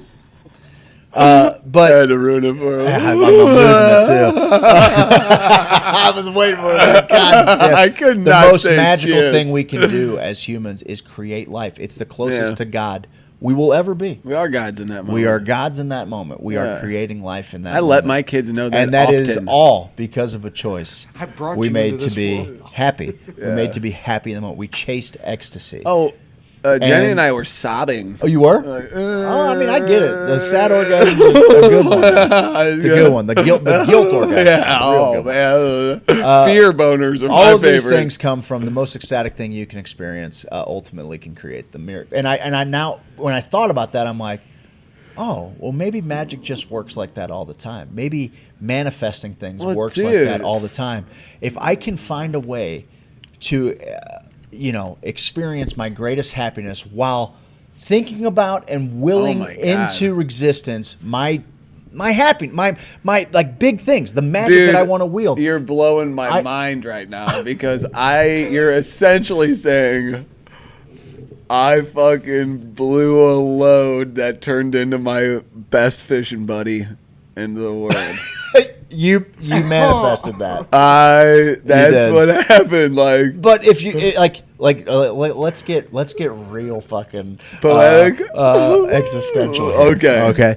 You essentially created a personal Big Bang. You created a complex little universe in this tiny life that was created out of this thing that makes all of us. And it's just as complex as everything that you have ever experienced. He's going to have all of his own experiences. It's going to be just as big. His own as everything ripples you've out into experienced. the his universe. ripples, and chances are it's going to keep going on and on and on. You birthed a fraction of universe that continues to fucking echo out into the cosmos, and you did that because you chased ecstasy, because you chased happiness, and that which make you feel good. That was my wise word of the week. Being a dad's fucking awesome. Well, man, you ever heard because like that? It was the moment that you realized that you were made of magic, that you were a magician, remember, like the Spartans would have their fucking wizard, man. Remember the Spartans would have like their buddies who had male children sneak into their gals thing at night, so they'd have a baby. They have a male baby with their wife. Is that the thing? The Spartans Is that the thing? would make their friends. Mike, I think what we need to do, we're Male running a little late, baby. but we got a good show going. I think what we need to do is we need to go to City County Line. All right, This is a I'm going to good go ahead and show. do that. If you want to kill the mics, we're going to go to commercial. On the other side of commercial, we're going to break down some song lyrics. We're going to do stream picks a week, and we're going to get the fuck out of We're here. gonna wrap this thing up, We're gonna man. wrap I got this thing up. I'm It's going to getting Red late. Lake in the morning. Guys, stick around. Here's a word from our sponsors. We paid a lot of money for these. I hope you like them. Guys, we pay a lot of money for you.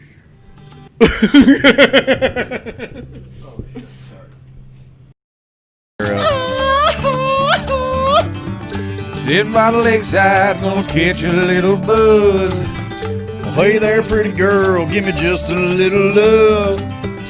Hopping on my pontoon, I promise it's insured. I called James Carlton for the boat and so much more.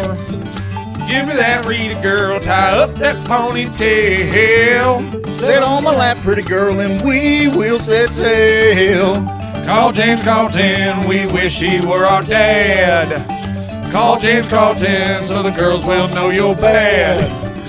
Call James Carlton, he will insure us all. Call James Carlton, he is fantastical. Call James Carlton, Yeah, girl. call him up right Call now. Call him up right now. 314-961-4800. Call him up right now. Call him up girl. right now. Hell yeah. Hey there, pretty girl, sitting on the front porch. Getting all wet cause your shingles all messed up. Call Lifetime Roofing. They'll get you fixed up, girl. Fix you up, girl. Call Lifetime Roofing, late night goofing, got the cinnamon whiskey, Girl getting frisky. sitting in them blue jeans, That's what freedom means. gigging on a frog pond. Hearing that sweet sound. Girl needs some shingles. Girl, are you single called Lifetime Roofing for some late night goofing. Lifetime Roofing for some late night goofing. Lifetime Roofing for some late night goofing. Yeah. Native hemp, sitting right over there, pretty girl. Realization across the nation. American made. Infatuation, got your heart racing. NASCAR. Homeostasis. Who you calling a homeo, There's no Romeo? replacing. Native hemp Is what I'm taking. Regulating. Pain sensations. Okay. My sleep is better. I'm meditating. From cognitive function. I have more patience. I'm smart. And native hemp is Come what on I'm inside, taking. girl, get you a warm meal. I know you're tired, girl, running through that ham field. Kiss me on the cheek, rope swing by the creek. Ain't no time to spoil. Give me all that oil. It's native hemp, native hemp. It's native hemp, it's native hemp. It's native hemp, it's native hemp. It's native hemp, it's native hemp. It's native hemp, it's native hemp. It's native hemp, it's native hemp. It's native hemp. I'm an outlaw, check it and see. Want a poster looking like me. Checking the swamp man for a pretty girl.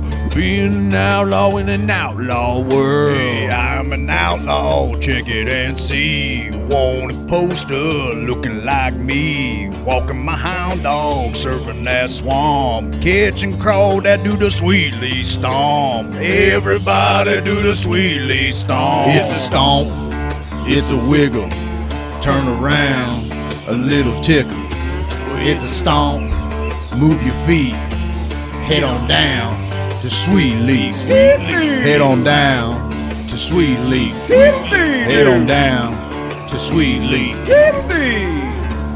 Dude, man, get on down to Sweet Leaf Emporium and do that Sweet Leaf stomp, man.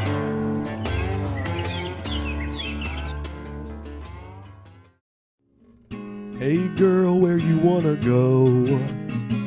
I don't care, I just love you. Are you hungry? Do you wanna get something to eat? I don't care, I'm kinda hungry. Well, what sounds good? Anything sounds good, you pick. How about some Mexican?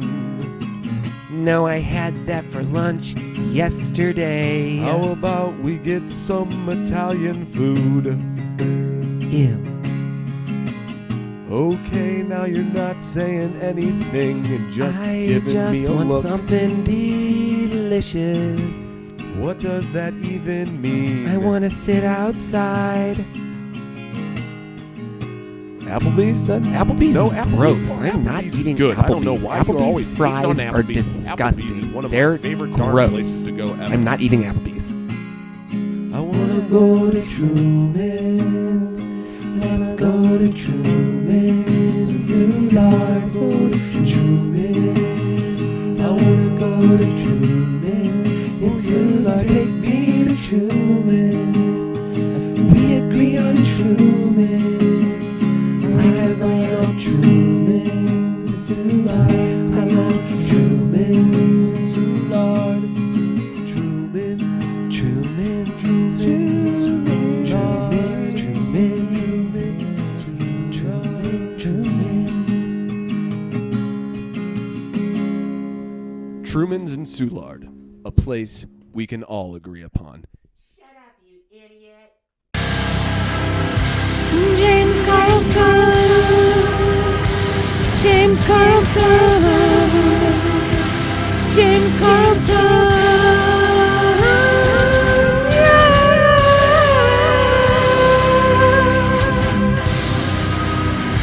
You gotta get your insurance. Gotta get that State Farm insurance. You think you found the best insurance agent in the game? Well, I got news for you. I did, and it's James Carlton. State Farm. CarltonInsurance.net.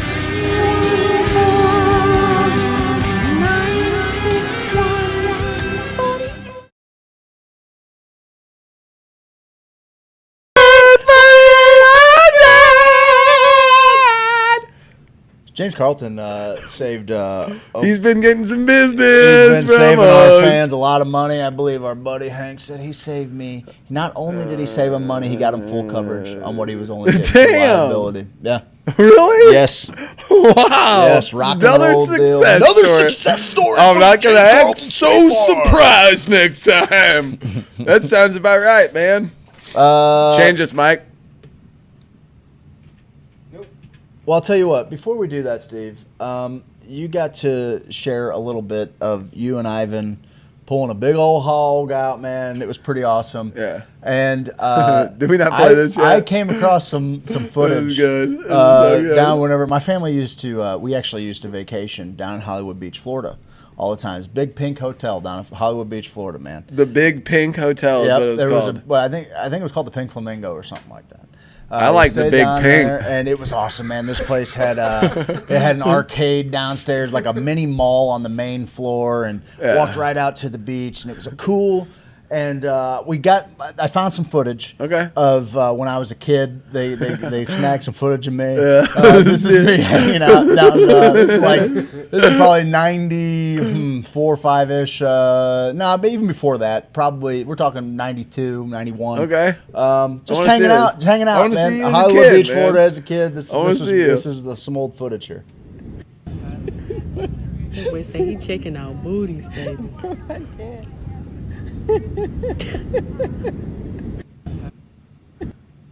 Come by it honestly, bro.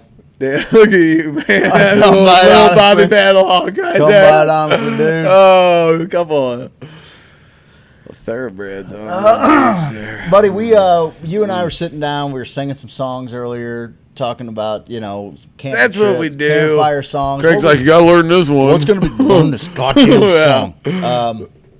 And sorry, Missy, I already blew the news about what song you wanted me to learn. We're always talking about, I'm different songs yours.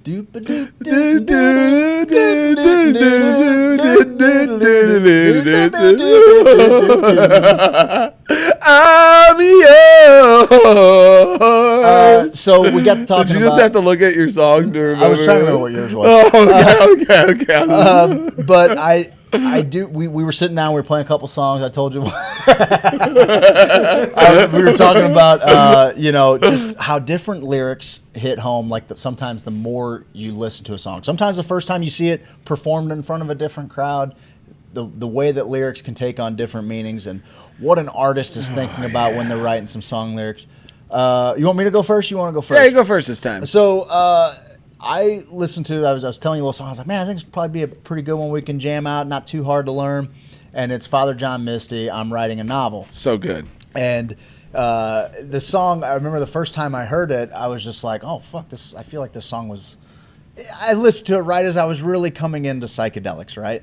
And I think it's a symptom of a newfound psychedelic enthusiasm. You're getting all of these big ideas, right, and these understandings that seem special to you, unique to you, and then when you meet more and more people that have had the experience, you realize that they cross over a little bit. So this, I just off the top of my head, it starts out. He says, "I ran down the road, pants down to my knees, screaming, 'Please come help me! This Canadian shaman gave a little too much to me.' And I'm writing a novel because it's never been done before." And I didn't even really think about that because it's only about 5th or 6th time I've been exposed to the song, and you're like, yeah, dude, writing a novel because it's never been done before. He's going to give all of the wisdom that he is gaining on this trip because nobody could ever possibly understand the complexity of this trip. Like him. And so the first house that he saw, he wrote house up on the door and told the people in there they had to get out because his reality was realer than yours. His reality is realer than yours. And we've seen statues toppling of Columbus, right? And you can just imagine this metaphorical, as soon as the Nina Pinta and Santa Maria land on the shores, they're just banging up this new sign that says, "Hey, this is Columbus's joint. This is Spain. This is my now. life. I'm here. Whatever you were doing before, not all that important." And as the Did song, he claim that shit for Spain? That's who he was. That's the dime he was traveling dude? on. I heard he was actually Portuguese. Don't sully. I did. I heard he actually. Don't you is step on Portuguese. my I'm sorry. heritage, I okay? mean, Don't you step respect on him a my little heritage. bit. And then basically the rest of the song goes on, and he really puts you in the perspective of if you were to record yourself in the throes of a really heavy psychedelic trip and then come out of it. I recommend you, if you do that, maybe put a recorder out there just to kind of hear the things that sound super profound to you. If you're audibly saying them out loud, are typically pretty basic, right? They're pretty simple understandings. But what you're experiencing with all of these extra sensory tendrils that you have in that space only come out in your ooga booga fucking caveman language that's just like, oh, purple smells good. It's all connected. Like, yeah, dickhead. But what you're experiencing is so much different, and he is writing it from the perspective of a guy that's in the throes of a trip that was way more than he anticipated, and he's talking to a dog.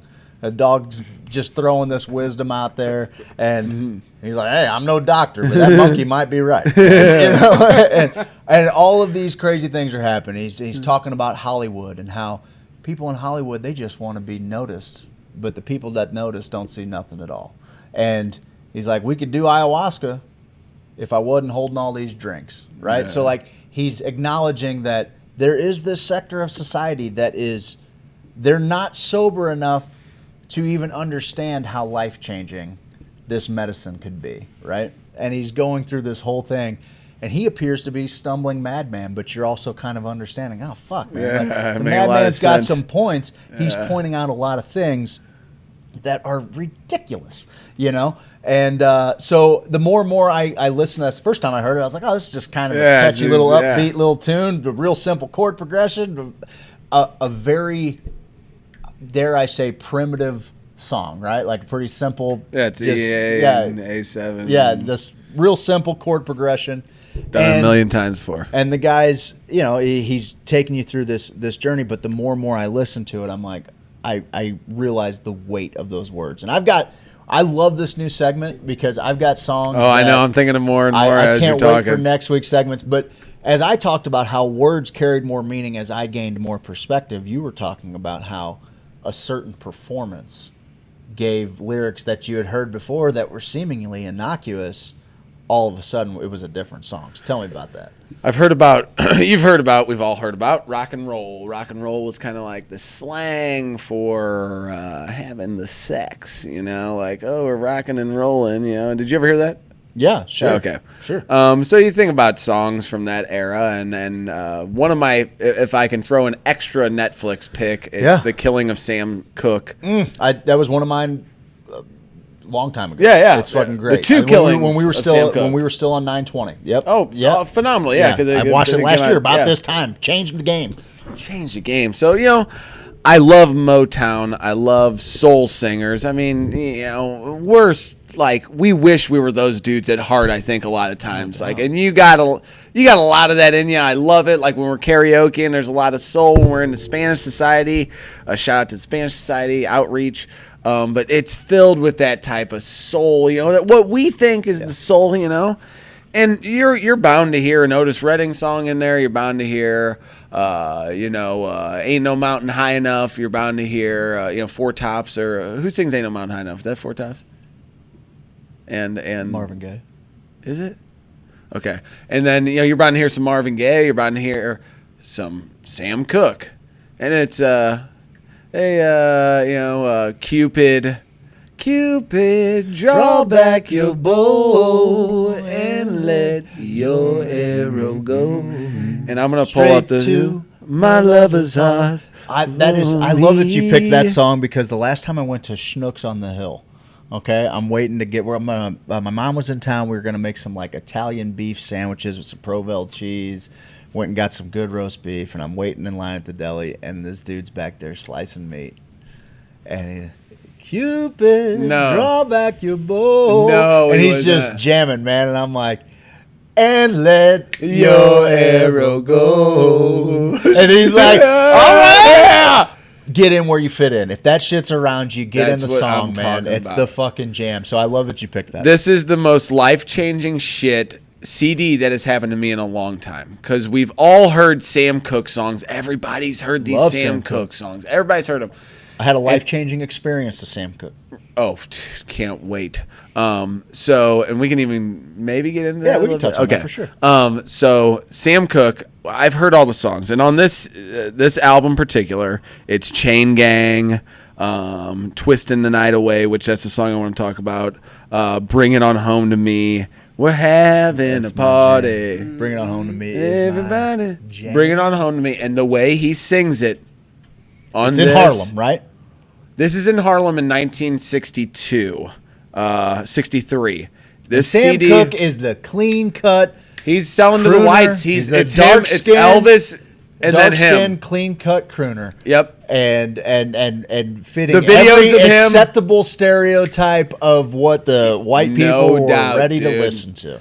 Starts growing out his fro a little bit. Hangs out with Muhammad Ali, Jim Brown. They start Power players. Him the best and Muhammad football Ali, player in the world, the best boxer in the world, the toughest best dude in singer the world. Yes, at this point, all getting together and all kind of having relations to Malcolm X too, Yes. who's talking some.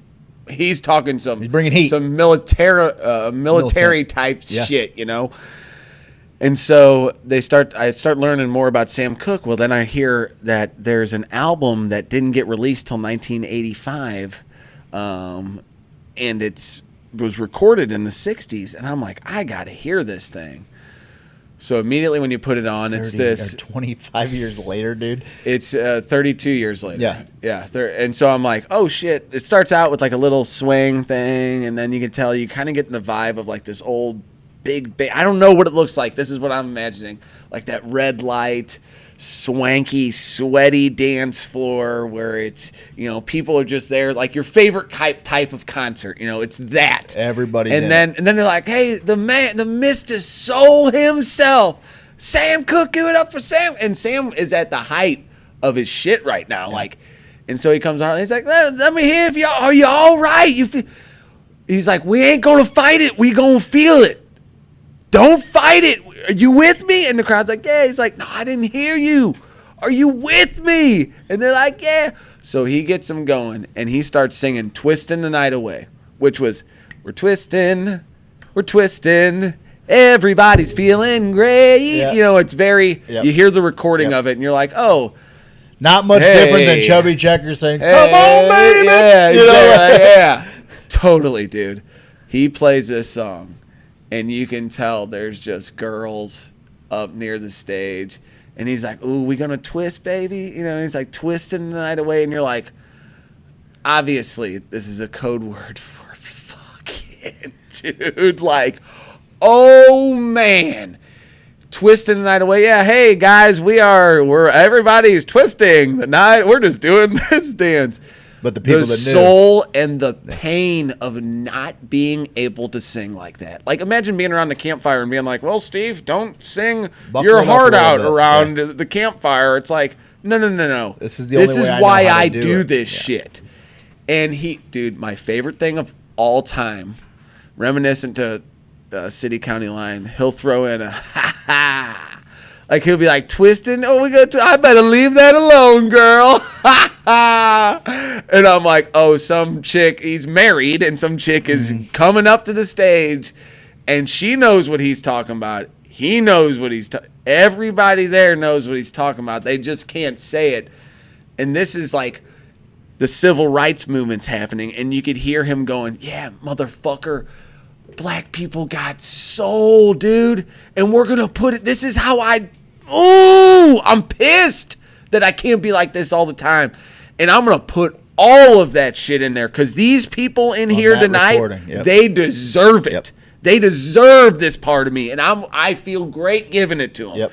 And I can't stop listening It's great, to the dude. album, dude. It's a because you'll phenomenal notice album. something new each time, and it's been life-changing music for me. And it's like the Hare Krishna thing. I can't get over the Hare Krishna shit. I can't get over this. I keep putting it on. I'm like, I'm going to get sick of it. And about the fourth song, I'm like, oh. Man, when you... I Dude, went through Chain Gang? I was talking You hear about... Chain Gang on this? You know, that's the sound of the men working on the chain.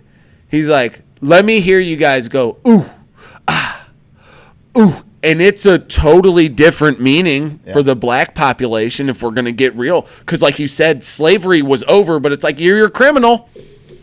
Guess who's on the chain gang now? And a white person could straight up arrest a black person themselves in many places after the 13th Amendment just because they're like, yeah, this fucking dude's fucking up. And they're like, we take their word for it. Yeah. You're on the fucking chain gang. He's getting all these people to sing, ooh, ah. And they're letting, you can tell he's giving them an outlet to get that shit out of them, man. Yeah, man. Oh, baby, it's fucking, good stuff. It's so good, dude. It's good stuff, man. That's all. You were talking about how I didn't get it. Twisting the Night Away was fucking, right? Like several years ago, I saw BB King and Buddy Guy at Lampe Amphitheater down by the Table Rock, and it was this awesome little show. It was right before. I mean, I was insistent on doing it because BB was getting real old, and I'm like, there's no way I'm going to be able to see him again. Buddy Guy probably too. Buddy's getting old too. Yeah. And I love Buddy. At the time, I was in the throes of my Stevie Ray Vaughan fandom, and I was listening to Stevie pretty much around the block, knowing how much Buddy Guy, influenced him and played alongside him and everything. I was juiced about seeing Buddy Guy too, and he came out there, and he was so fucking fly, dude. His outfit was the coolest shit ever. He had he had this runway fucking model that was 20, 30 years younger than him sitting off to the side. Buddy Guy was doing it. And he gets out there on stage and he's like, man, I just don't get these young bucks now making music, man. You can say, just they don't even try to hide anything anymore. Like back in the day, man, when we played the blues, we was talking about fucking. And that's exactly what he goes, now they can just say, hey, we're fucking blah, blah. No way. And he goes, but back in the day when we'd put it in a lick, or we have to hide it a little bit. We couldn't just say that out loud. He goes, and that was the connection to music. So you saying that brought that memory back. And then I had just an awesome experience with Sam Cooke. Maybe we'll save it for another time. But but it was something that when I was in the throes of, I had made a mix CD of Sam Cooke and Ray Charles, and I was like, I knew I loved both of them, but I just hadn't really sat with them. I knew their songs in passing because all of our parents had 103.3, especially Ray Haflinger had 103.3 playing in that town car. Like, we always had some Motown in the background. It was one of the soundtracks to my childhood, and we all know those songs. And and so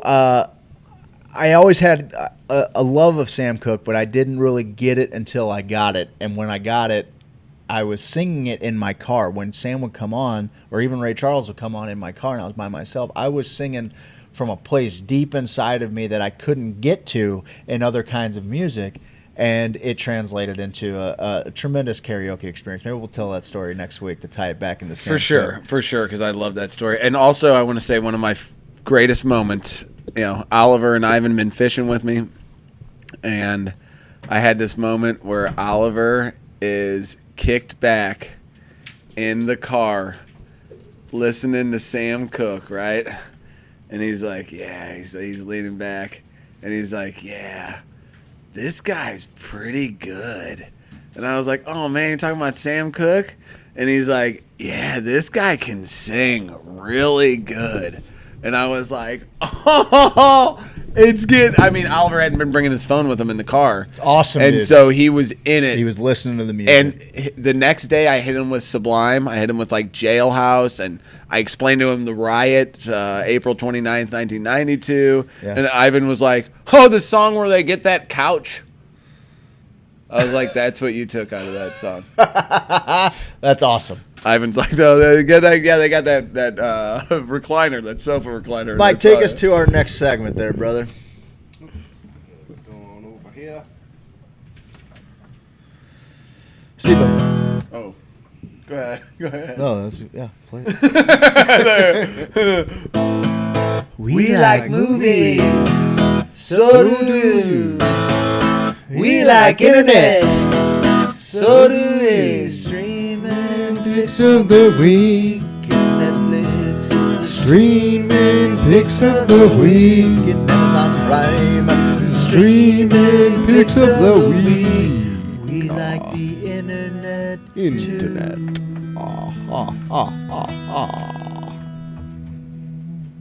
What you watching this week, Steve? Oh, buddy, I've been watching so many things. Real quick, I did say the Sam Cooke one, but also on that same documentary series, and you brought up Buddy Guy, it made me think of Robert Johnson. One of the coolest stories ever is Robert Johnson. We all know the story about him selling his soul to the devil to become a better guitar player. Watch the movie Crossroads if you haven't. Yeah, they got into this story where it was he went to these two old blues musicians. They thought he was bull crap. They're like, "You're terrible. Get out of here." He kept messing with their guitars. Went away for a year. Came back. They saw him at a juke joint. He comes in and he added a 7th string to the guitar. And they said he went up on stage and they're interviewing the guy, the main blues musician of the time, and he goes, everyone's jaws hit the floor. He did something. He was doing shit on the guitar that no one had ever seen before. So if you haven't seen that documentary, Sam Cooke and Robert Johnson, it's called Devil at the Crossroads or something. Okay, so I got a few I'm going to go through. I did watch The Floor is Lava. What is that, a game show? Yeah, I watched it with the kids. Is it like a Ninja Warrior kind of thing? Yeah, it's slow moving, and they got to get like my kids kind of liked it. They started to play The Floor is Lava afterwards. Okay. So I tried to stomach it with them. Yeah, it's kind of tough, huh? Okay. Okay. Which one? The Floor is Lava. It's on Netflix. Okay. And then I tried to turn on An Evening with Beverly Loughlin. What is that? That's got Daryl from The Office. Okay. It's got the girl from Parks and Rec, Aubrey from Parks and Rec. That's her name in real life, I think. You know who I'm talking about? Yes.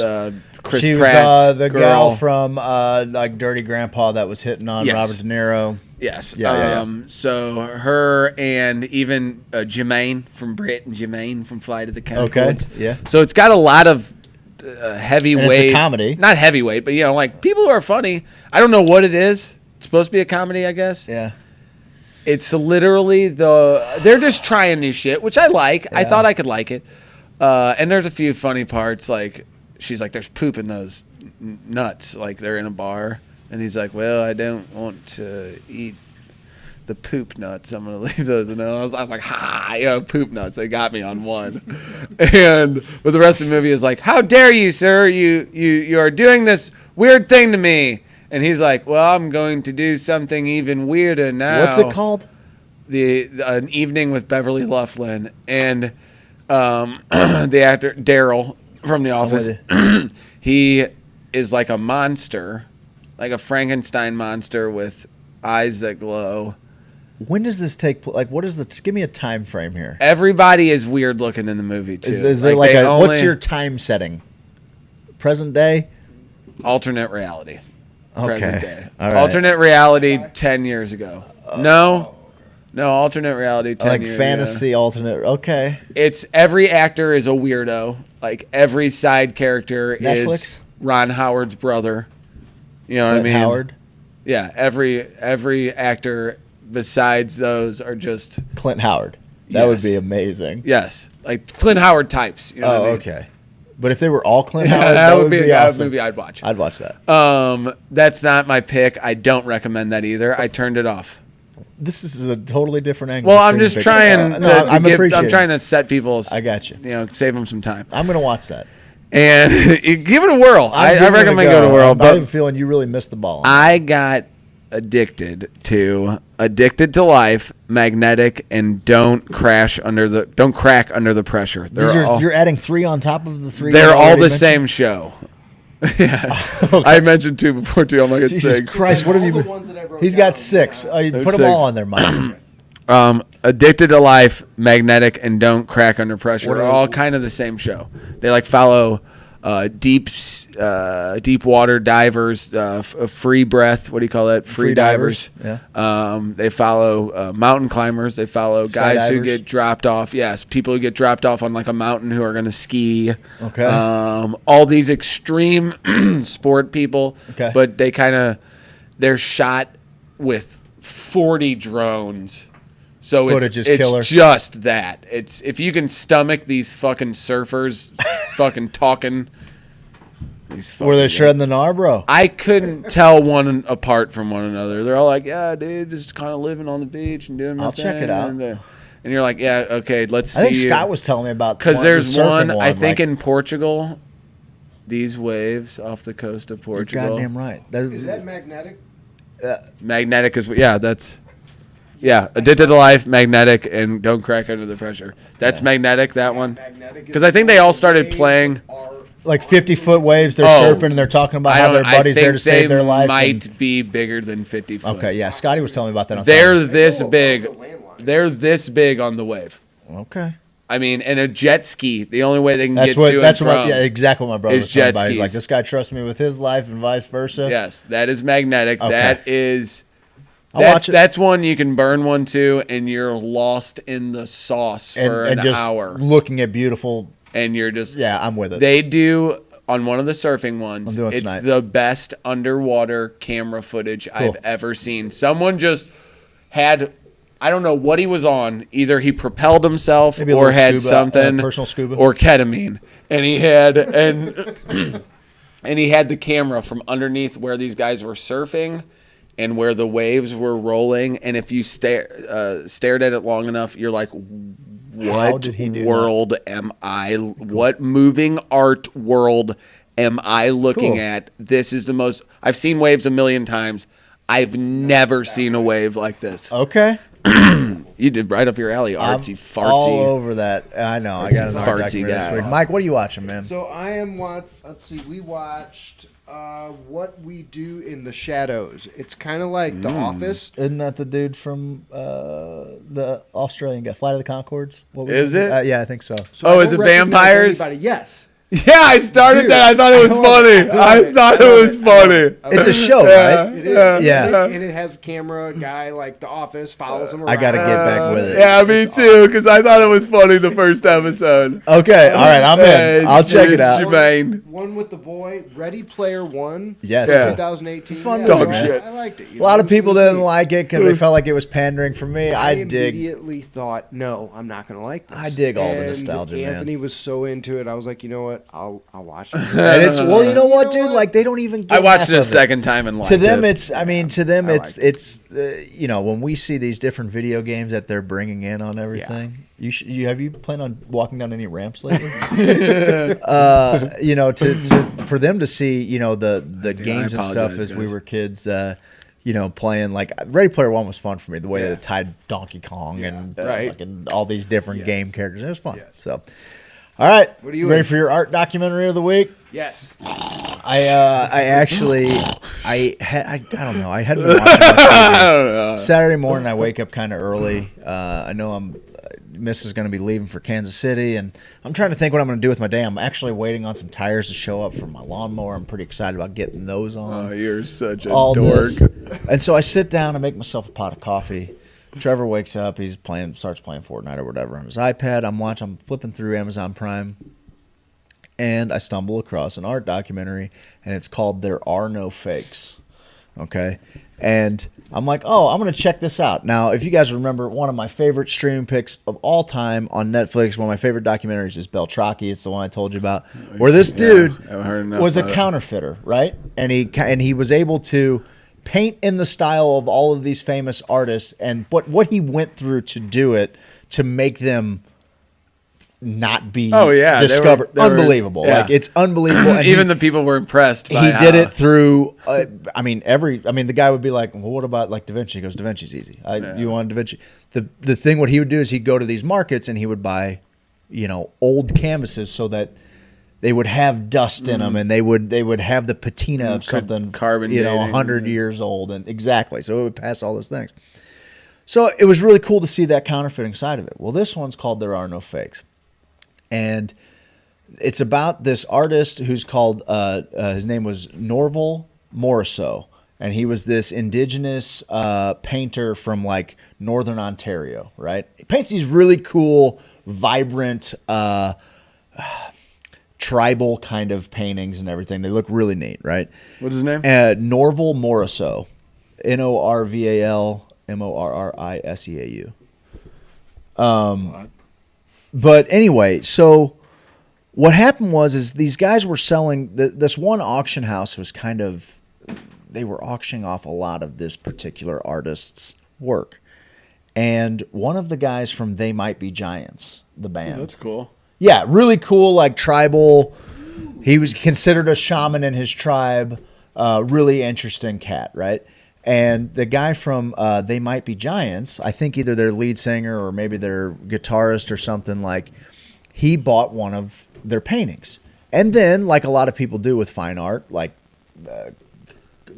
put it on consignment. These are awesome. Put it on consignment with like a... Put it on the news? Yeah, put it on the news. Put it in a museum. And, you know, and then all of a sudden, this guy was coming through, checking out all of these different paintings. And this one painting's hanging on the wall, and this guy lets the museum curator know. He's like, I think that painting's fake. And so the museum then calls the guy from They Might Be Giants and like, hey, we got to let you know we had to remove your painting from the gallery. We've had to take it down. We think it might be a counterfeit. And so this launches a lawsuit between this guy and this art house that was selling these paintings. And it devolves into this story of these guys went from selling, you know, $10,000, $20,000, $100,000 paintings to got up to where they were making a couple $1 million a year with these paintings, and they didn't quite know what was real and what wasn't. And because none of them had been authenticated, basically it opens up and the guy's like, you know of any Norval Morrisseau fakes that are out there? And the guy's like, no. He's like, well, then there are no fakes. And this was basically their argument all the way up into the courts. And I'm watching this thing, and I was getting now I was hopped up on a coffee. I was probably about 3 cups in at this point. I'm getting irrationally angry about these guys having ripped off. There was something different about it. It wasn't like Beltracchi, who was just finding where like a painting might have fit into these different artists things. These guys were mass producing in this guy's style a bunch of counterfeits, and even when he was still alive, he was saying, "I didn't paint that. I didn't paint that. Didn't paint that one." And they were like, he's not, he doesn't have his wits about him. He's not entirely lucid. Yeah, I thought that would be what. And so, like, dude, it turns into this whole thing, and then it gets off on this whole little side story where this biker, who was this big drug dealer up in northern Ontario, and he was this fucking outlaw biker. He starts realizing how much money is in these counterfeits, so he gets in on this inner circle of producing these paintings. It's making him more money than the fucking running the drugs were. Jesus. And dude, it pissed me off. It pissed me off. Anyway, there are no fakes. It's one of those, like, I mean, it was the production value was good. Like Netflix is really taking a leap forward with their production value in documentaries, but this was like just them laying shit out. I'm like, I want, when they show these guys that were auctioning them off, these 2 little smug fucking pricks, I wanted to slap the fucking taste out of their mouth. I was so fucking upset with them. Man. I was, dude. I was like, these motherfuckers are gonna fucking. You're good. I'm fucking. It's so. It's so fucking. But you know what? They got me all fired up. I wanted to kick the shit out of them, and then I just remembered. That's good. It's for your knee buckles backwards. Buddy, I've had a lot of fun tonight, fellas. I have too. It's been a blast. I hope we made them laugh. I hope we made them laugh. I hope we brought them some information. Hope we made them giggle a little bit. Hopefully we tickled them. Hopefully we a little stomp. A little wiggle. Yeah, we have prom coming up. A little tickle. I'm already in lake mode. You got anything? You're heading to Ren Lake. Guys, we got giveaways. Tag your friends in this video. We're going to give away that backpack. We're also going to give this thing away. We are raffling this off for Nolan's Tribe Cannabis Warriors. $5 gets you an entry for every $5 you put in there. You got a chance to win this sweet. Is that one Brian Clark? Yep. There's a little Brian Clark piece right there. Got the cannabis leaf blown into it. On your street. But if you want to win a really cool hemp backpack, tag a friend in this video. Get it out there, guys. I've had a blast, man. Mondays are great, buddy. I hope you have a wonderful vacation with your family. Can't wait. Hope you go snag a couple hogs. It's got to be defeating, I mean, at the least, to have both of your kids catching bigger fish than you've ever caught. So that's... Yeah, they're spoiled. They don't even know. They don't even know what they got. They have They're no good. idea. They're good listeners. They are. They're good. Yeah, they're good students. They got Yeah. a good teacher. So have fun at Ren Lake, buddy. Stop it. You guys get an RV? Doing the Yeah, RV we got. life? Yeah, we're gonna do an RV. Are you driving it, or is it just going to be there for you? It is there. Bye, We Hoosiers. found Love a nice little deal where the guy's gonna drop it off for us, and we just got to show up. I love it, brother. We just got to show up. You gonna take us out? No, you're going to take us out. I'm just going to let everybody know that we love them, and we hope you all We got choose to everything. have a wonderful day tomorrow. And We did it. We did it, guys. Be well, Hoosiers.